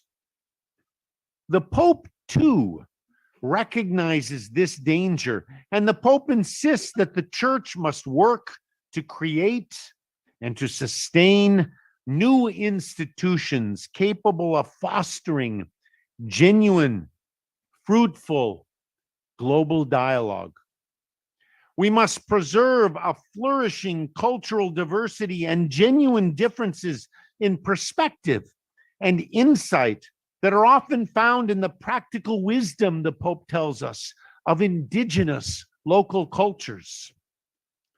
This conviction has led him to a favorite image that appears throughout his work, the image of the polyhedron. He writes in Fratelli Tutti, and I quote, I have frequently called for the growth of a culture of encounter capable of transcending our differences and divisions. This means working to create a many-faceted polyhedron whose different sides form a variegated unity in which the whole is greater than the part. The image of a polyhedron, he writes, can represent a society where differences coexist, complementing, enriching, and reciprocally illuminating one another, even amid disagreements and reservations, unquote. However, it is precisely this kind of dialogue that is most at risk in our contemporary cultural moment. And I must tell you, I see this diagnosis that he offers, particularly in my own culture in the United States, in our increasingly uncivil political, theological, and ecclesial discourse. In Fratelli Tutti, Pope Francis writes, and I quote, today in many countries, hyperbole, extremism, and polarization have become political tools, employing a strategy of ridicule, suspicion, and relentless criticism. In a variety of ways, one denies the right of others to exist or to even have an opinion. Their share of the truth and their values are rejected, And as a result, the life of society is impoverished and subjected to the hubris of the powerful. As far back as 2016, Pope Francis warned us of what he termed the virus of polarization and called for the church to be a force for healing the deep divisions in our society. This social dynamic, polarization, has always been a part of human society, but its cultural potency has been dramatically enhanced with the rise of much more sophisticated social media. Francis decries our contemporary world's cult of borders and walls, and he exhorts us to engage the other, not in a spirit of fear and defensiveness, but with an openness to what the stranger can reveal to us. Let us turn now to a third feature of Pope Francis's vision for a synodal church, his determination that we focus on the essentials of the Christian faith. As the Pope reminded us in his aforementioned speech on synodality, the Greek term synodos suggests traveling on a common journey. A synodal church, therefore, will privilege the concrete life of discipleship over a preoccupation with abstract dogmatic formulations, canonical determinations, and liturgical rubrics. It will be wary of placing on its members burdens too difficult to carry. It will give priority to pastoral formation. Pace some of his critics. Pope Francis is hardly a liberal on matters of doctrine. He is entirely orthodox. Rather, as Clemens Sedmak has pointed out, he is committed to, I love this expression, a joyful orthodoxy. This joyful orthodoxy runs throughout what remains in many ways the Magna Carta of his papacy, his 2013 apostolic exhortation, Evangelii Gaudium. Here we see the realization of that truly pastoral magisterium that Pope John the 23rd called for in his influential opening address at the council, Gaudet Mater Ecclesia. No pope has more comprehensively responded to that challenge than Pope Francis. Pope Francis, let me be clear, has by no means repudiated church teaching. What he rejects is what Sedmak coins an epistemic purism, obsessed with propositional certitude. Doctrines, the Pope reminds us, are not ends in themselves. They serve us when they draw us into life-giving relationship with Christ. The Pope fears that the church's ministers can become accustomed to preaching not the gospel, but certain doctrinal or moral points based on specific ideological options. The gospel need not, quote, always be communicated by fixed formulations learned by heart or by specific words which express an absolutely invariable content, unquote. The Pope, I believe, is concerned that, quote, the message will run the risk of losing its freshness and will cease to have the fragrance of the gospel, unquote.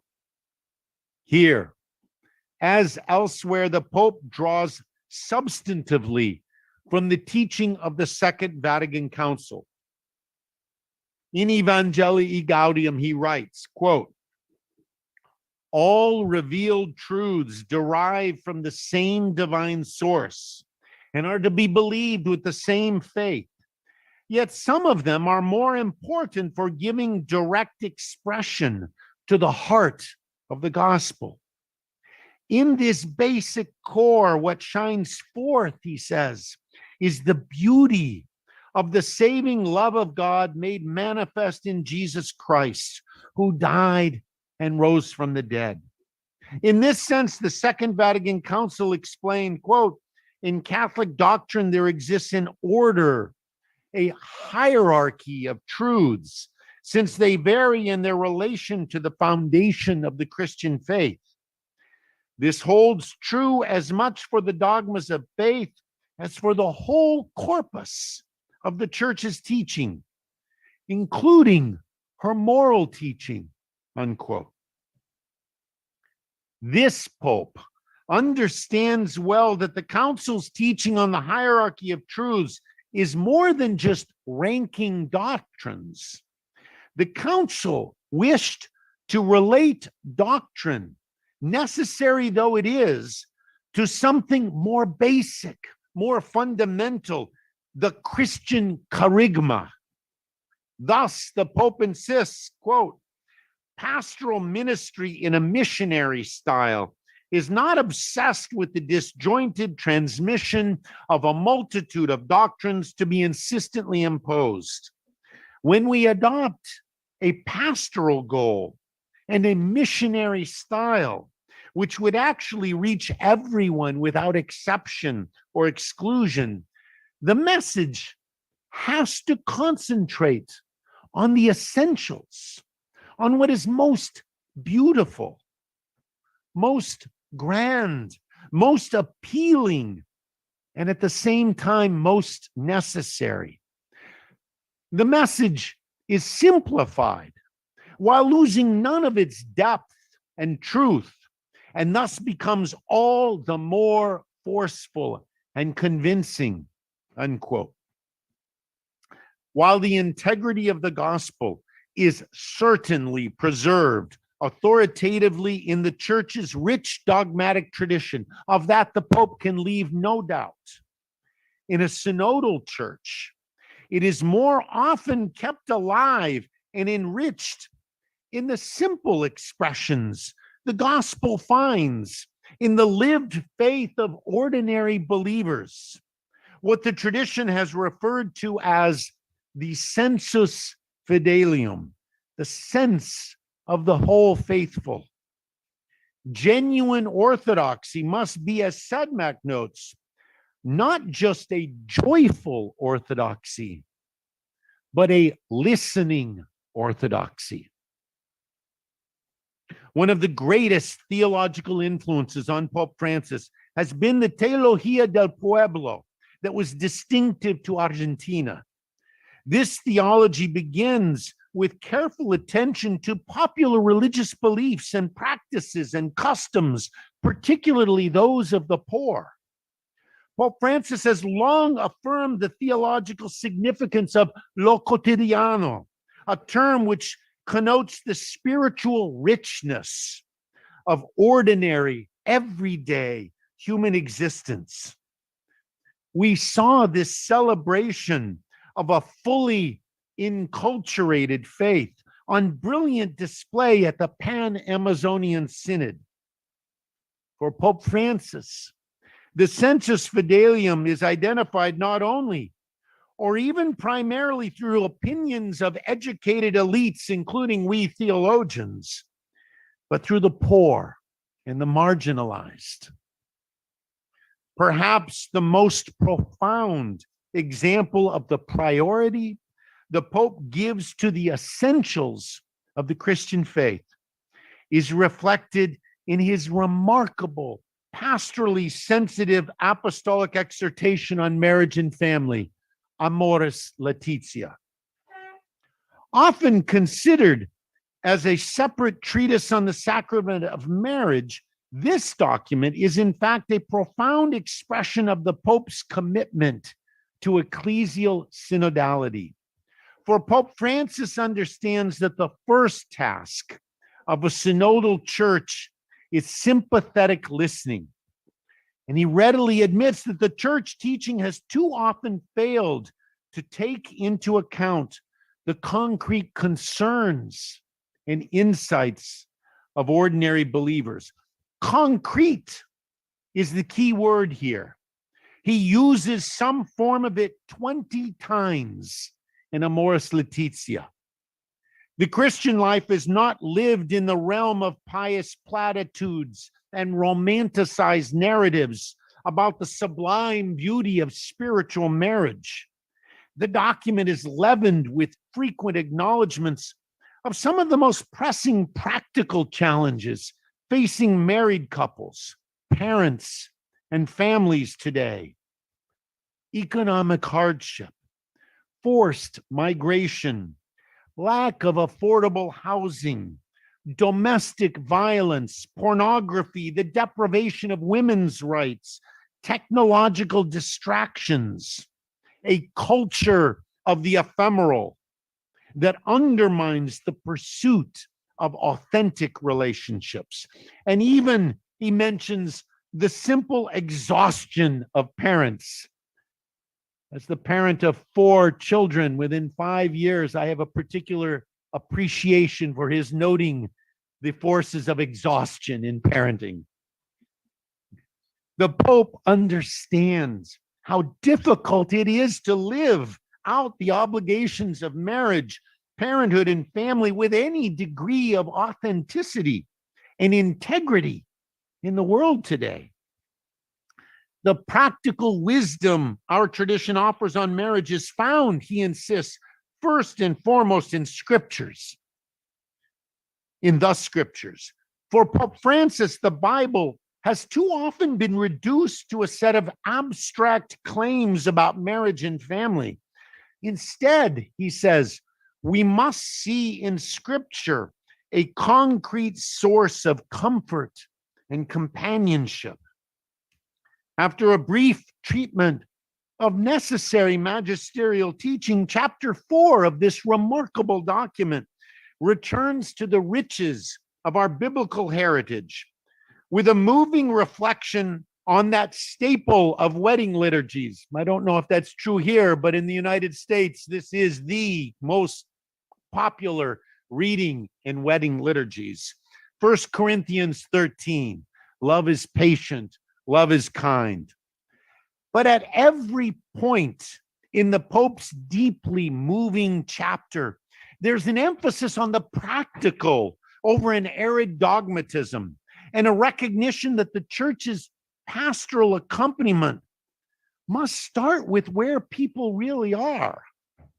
The Pope's preoccupation with the essentials of the Christian faith naturally leads to a preference for pastoral formation over mere indoctrination in rule enforcement. This pastoral formation must be the work of the entire faith community. He calls for mature married couples to mentor the newly married, and he gently invites engaged couples to put more emphasis on their spiritual and interpersonal preparation and less on the externals of wedding planning. More recently, he has written a preface to a new curial document on marriage formation, Catechumenal Itineraries for Married Life, in which he suggests that marriage preparation be modeled on the adult catechumenate. And I must offer as an aside, I should point out with pride that my wife, who is here and has her own master's degree in theology and social work, worked in a local parish as the director of family life and helped pilot a program for marriage preparation that used the catechumenate as the model for preparing couples for marriage. I'm very proud of the work that she did in that regard.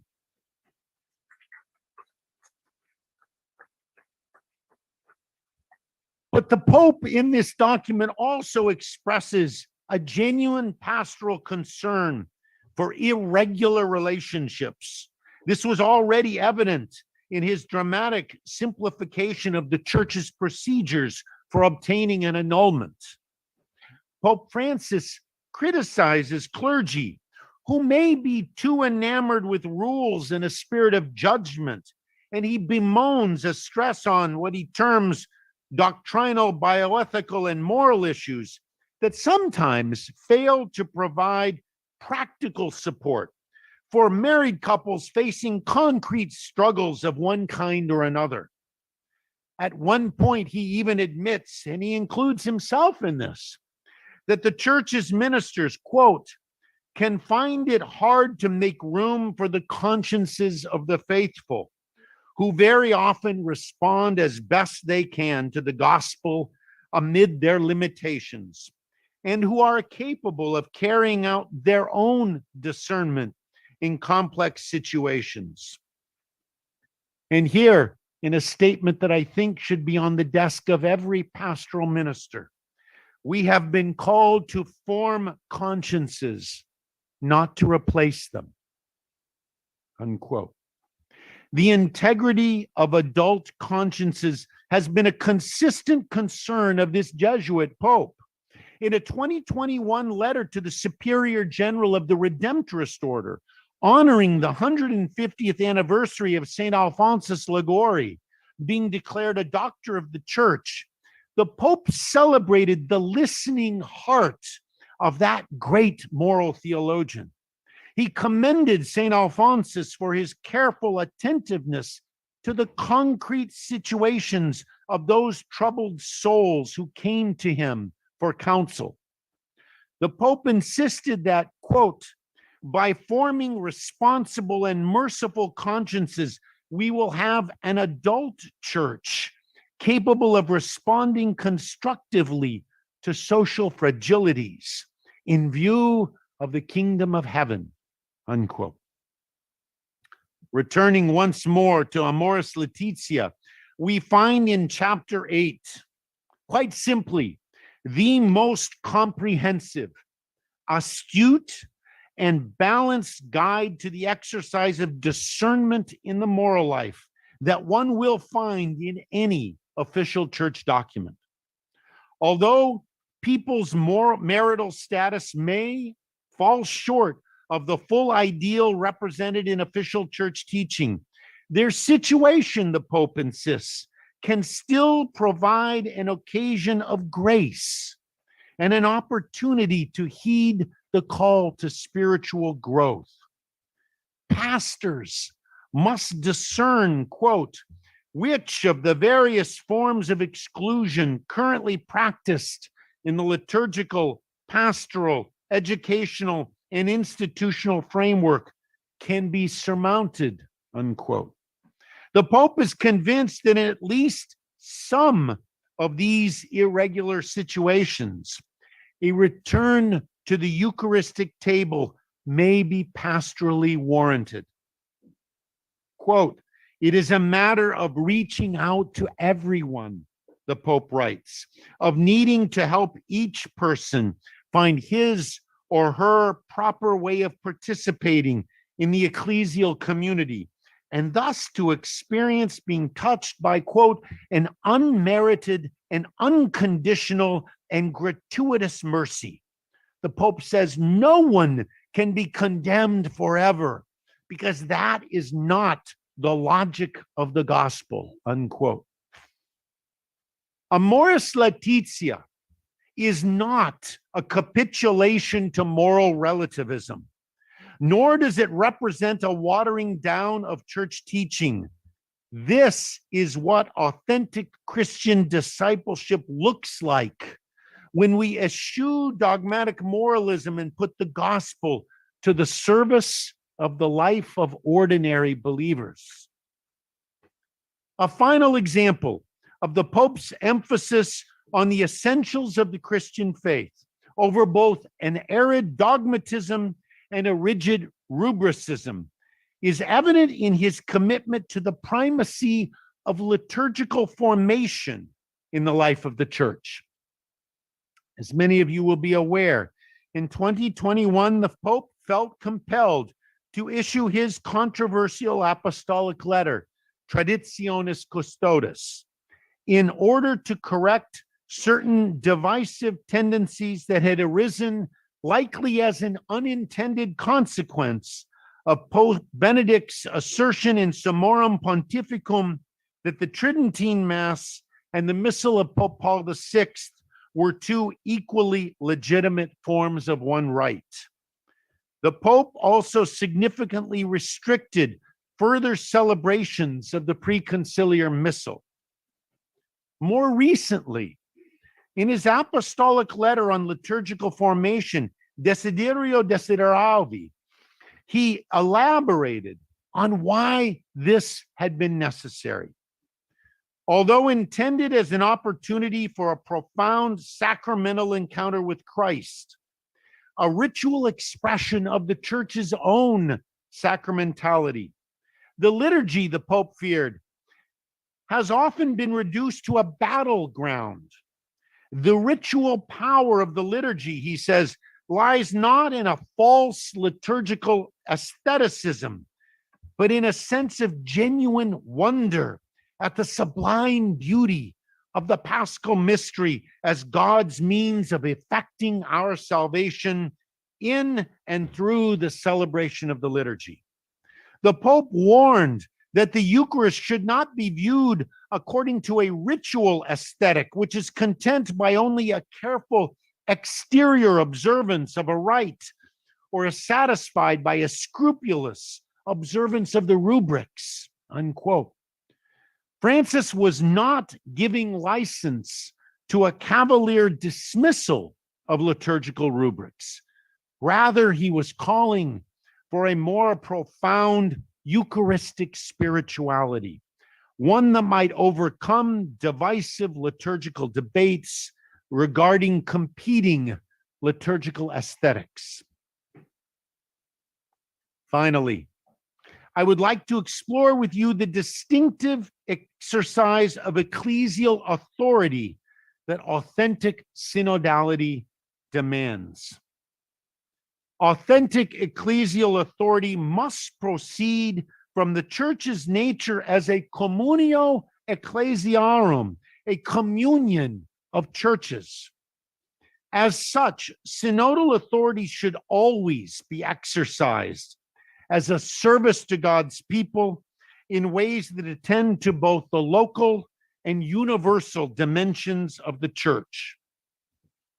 Pope Francis has made it clear that if authentic church authority is to be genuine service rather than a burden, our church must undergo a pronounced decentralization of church authority.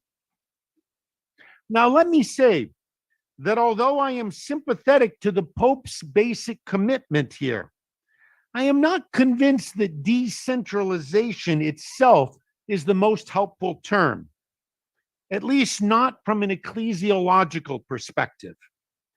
Indeed, when the Pope appeals to decentralization in his curial reform program, what he describes maps quite closely on what Catholic social ethics refers to as the principle of subsidiarity.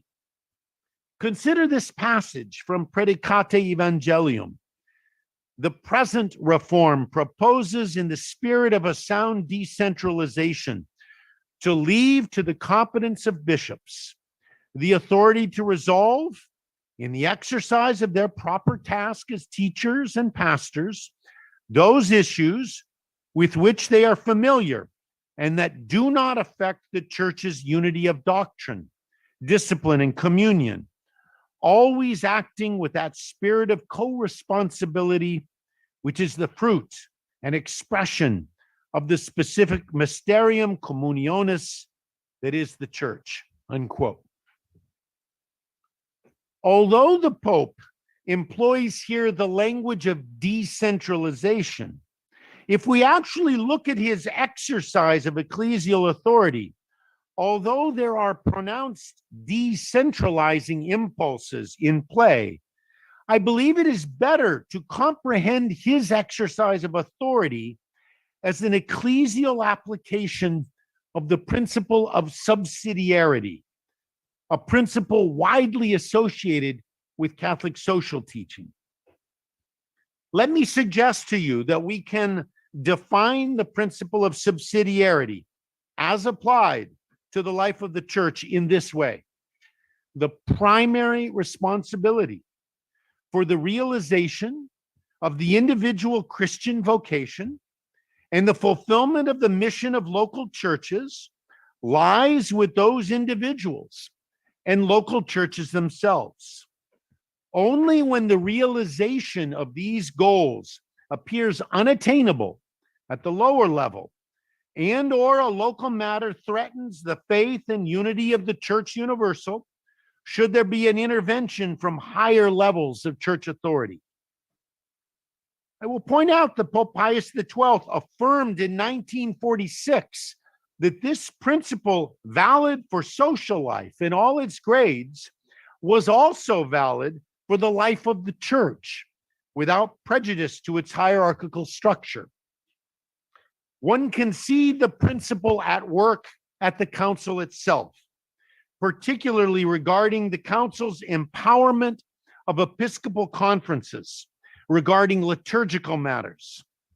In doing so, the council bishops broke free from a stifling liturgical uniformity to affirm the church's Catholicity, a spirit-animated unity in diversity. The liturgy was not to be celebrated on some ethereal plane, but in a concrete place and time and with a specific people. According to Vatican II, the church should cultivate and foster, quote, the qualities and talents of the various races and nations, unquote.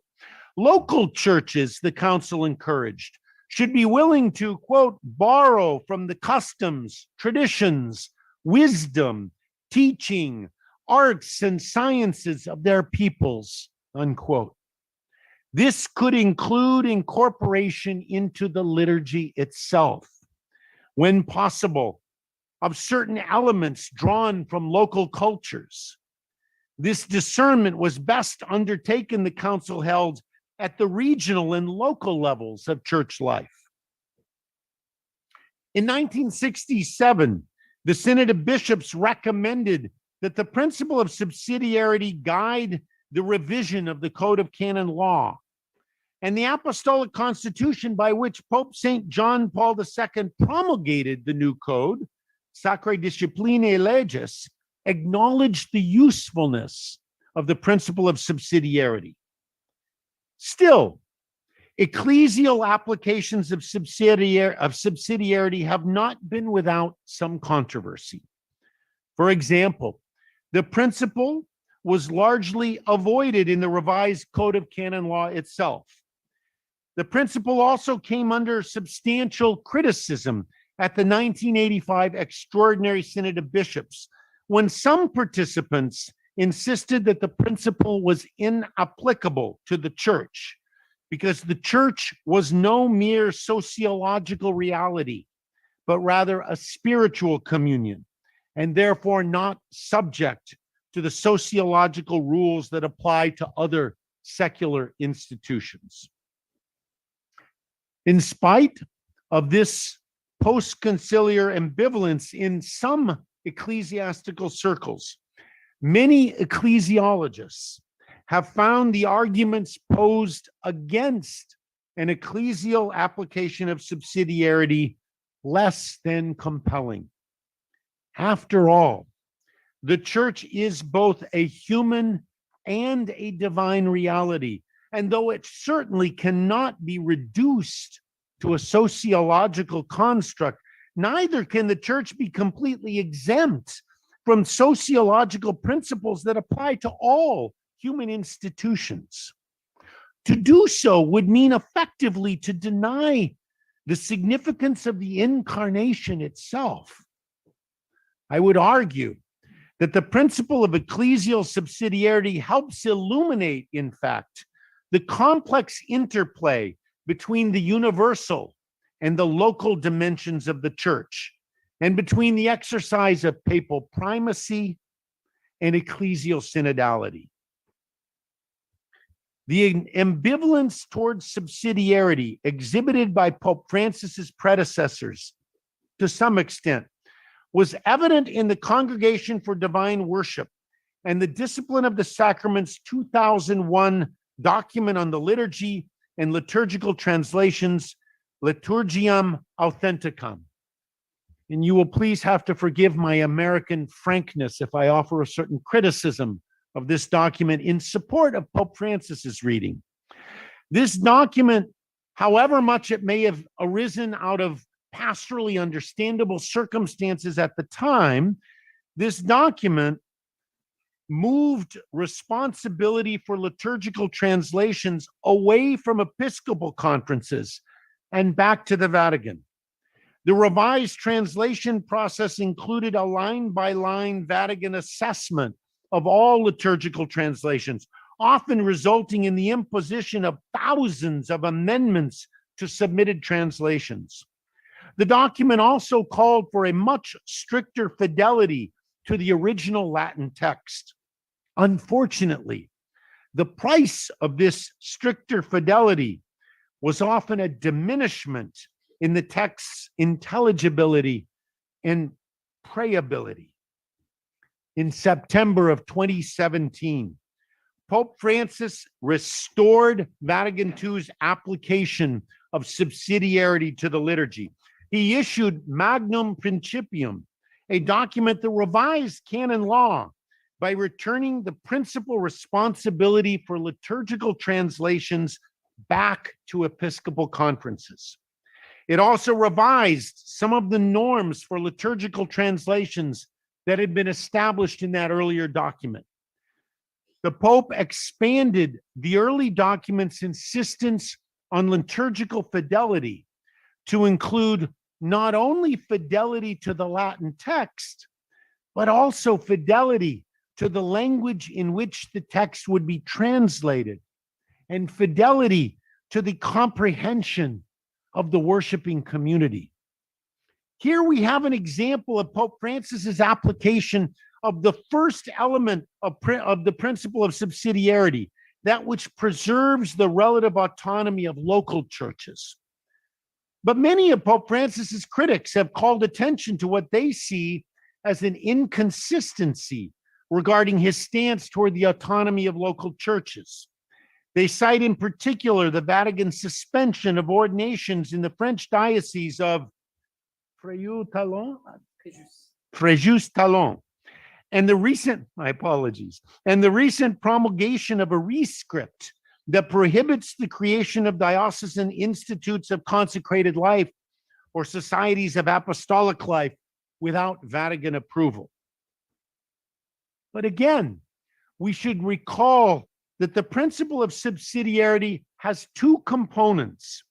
The first grants a certain autonomy to local levels of ecclesial life, but the second justifies intervention by higher authority under certain circumstances.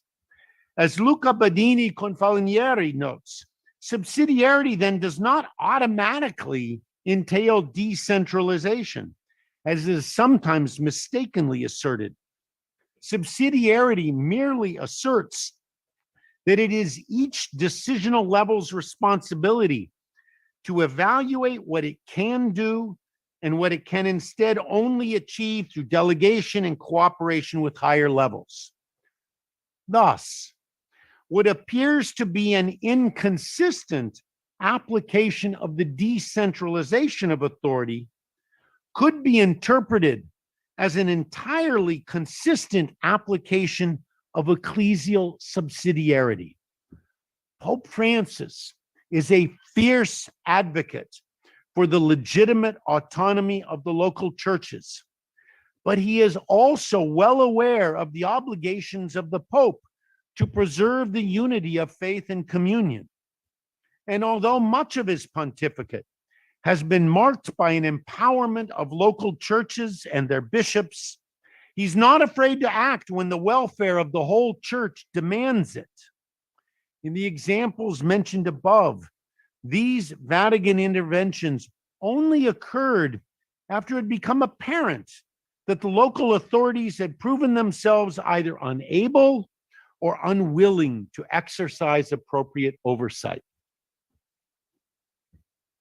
I fear that I have taxed your patience with these lengthy reflections. My goal was to demonstrate the extent to which this remarkable 10-year pontificate represents a fresh reception of the teaching of Vatican II, a reception best understood through the lens of synodality. I have argued that the Pope's vision for a synodal church is reflected in his commitment to the transformation of ecclesial relationships, to the missionary extension of synodality in a culture of encounter, to the call for our church to focus more on the essentials of the Christian faith, and in the authentic exercise of authority in accord with the principle of subsidiarity. In spite of the perhaps excessive length of my reflections, there is much that I have had to leave aside. I could not attend, for example, to the Pope's somewhat more complex, and some might even say checkered, record regarding clerical sexual abuse, or, if I may be frank, the seemingly glacial pace with which the full inclusion of women into all levels of church decision-making is proceeding. Of course, we are not, I hope, at the end of this remarkable pontificate. There may be more surprises still in store. And hopefully we can agree that the work to become a more synodal church pertains not just to this Pope, but to all of us, and perhaps in its own distinctive way, to the work of the John Paul II Institute. Thank you.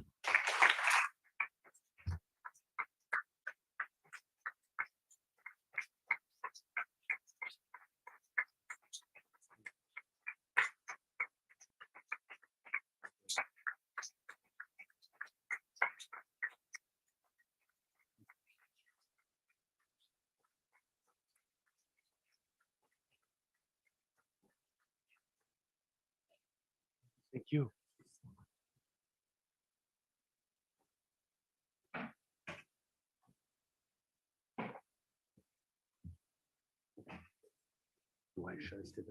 Thank you very much. You have to stay here. Yes, thank you.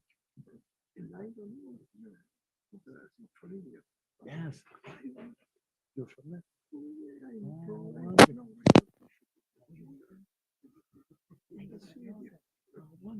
Thank you. Sure.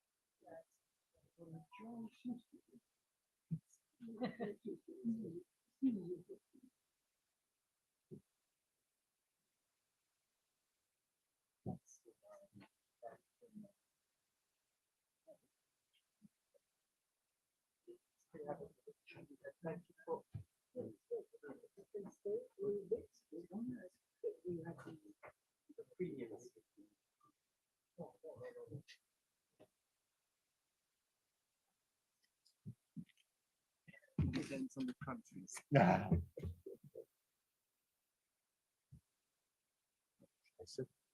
Yes.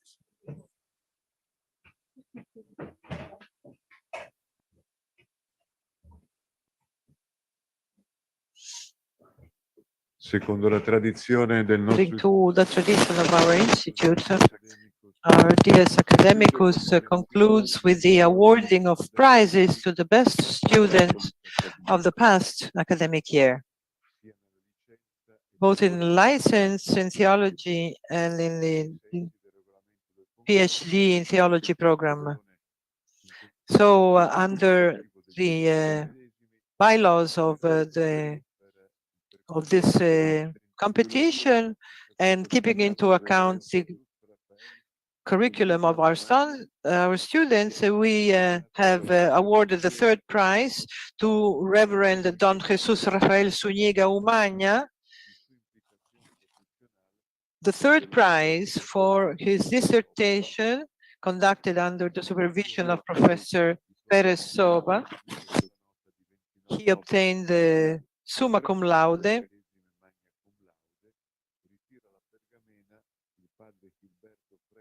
and the scroll is now received by the Dean of the Pontifical Pius Latin American College.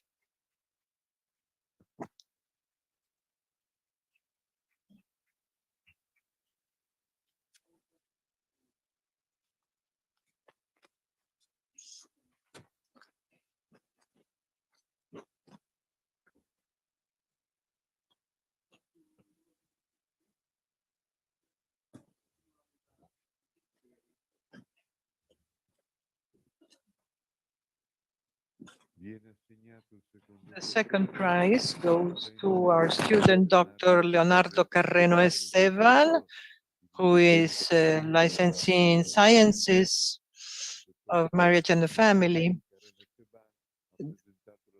His dissertation was entitled Young Persons and the Grammar of Affects, a Cultural, Theological and Pastoral Perspective. Under the supervision of Professor Bozzolo, he obtained summa cum laude, and the scroll is now received by the delegate, Dr. Paparella.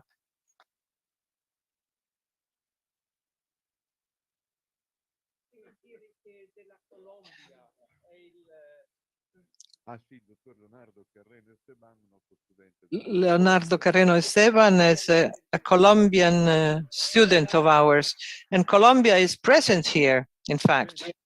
Very good. Dr. Julian Paparella, thus far was a delegate, but now he receives the first prize. He is he's a licensee in theology. His dissertation was entitled Family of God in Gaudium et Spes number 40, Between the Kingdom, the Church and the Family in the Light of Evangelii Gaudium and Amoris Laetitia, under the supervision of Professor Alexandra Zirier. He obtained summa cum laude, and he now comes to receive his own scroll.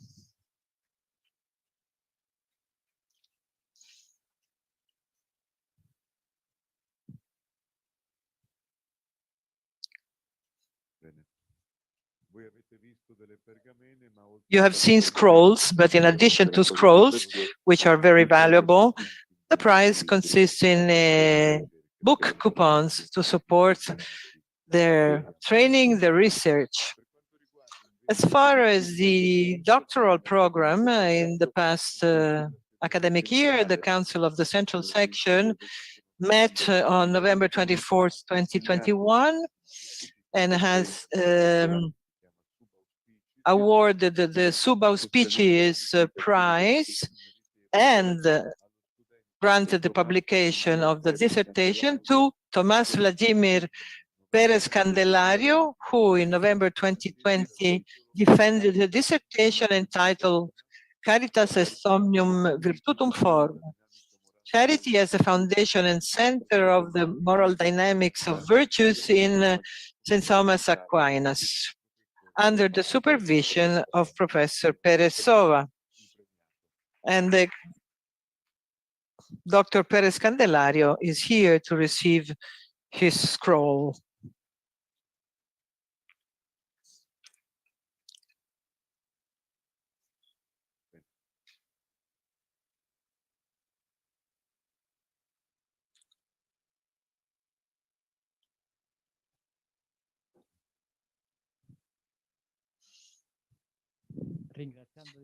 I wish to thank again Professor Gallardes for his address, and all of you who were here to solemnly inaugurate the academic year.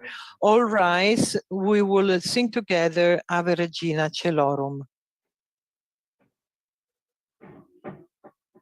Celorum, salve Maria, salve porta, ex qua mundo lux exporta, oh gloriosa, super omnes preciosa, Aleo, ale, corona, et honor Christum exo. Un caro saluto a tutti, è stata una mezza giornata piena. As I take leave from all of you, I want to thank you again. It was a very, very fruitful half day. Thank you, Professor Gallardes. We're so glad that we have been able to listen to you. Certainly, it was not bored. We were not bored. Actually, I feel tempted to call you back to hear the second part. Our patience is also geological, as you said. Now you're all warmly invited to a buffet lunch. Thank you very much. Thanks a lot. Thanks a lot. I'm not sure what he meant by the second part. No, because I did. No. Because in the end, you said it would have been longer. Oh, okay. I thought he meant to refute the other side. Sister Nadia. Oh, so good to see you. I feel like I need to get your autograph now. Well, I was intimidated to have you sitting right in front of me as I'm talking about synodality. I hope I didn't make any mistakes. You are one of my masters.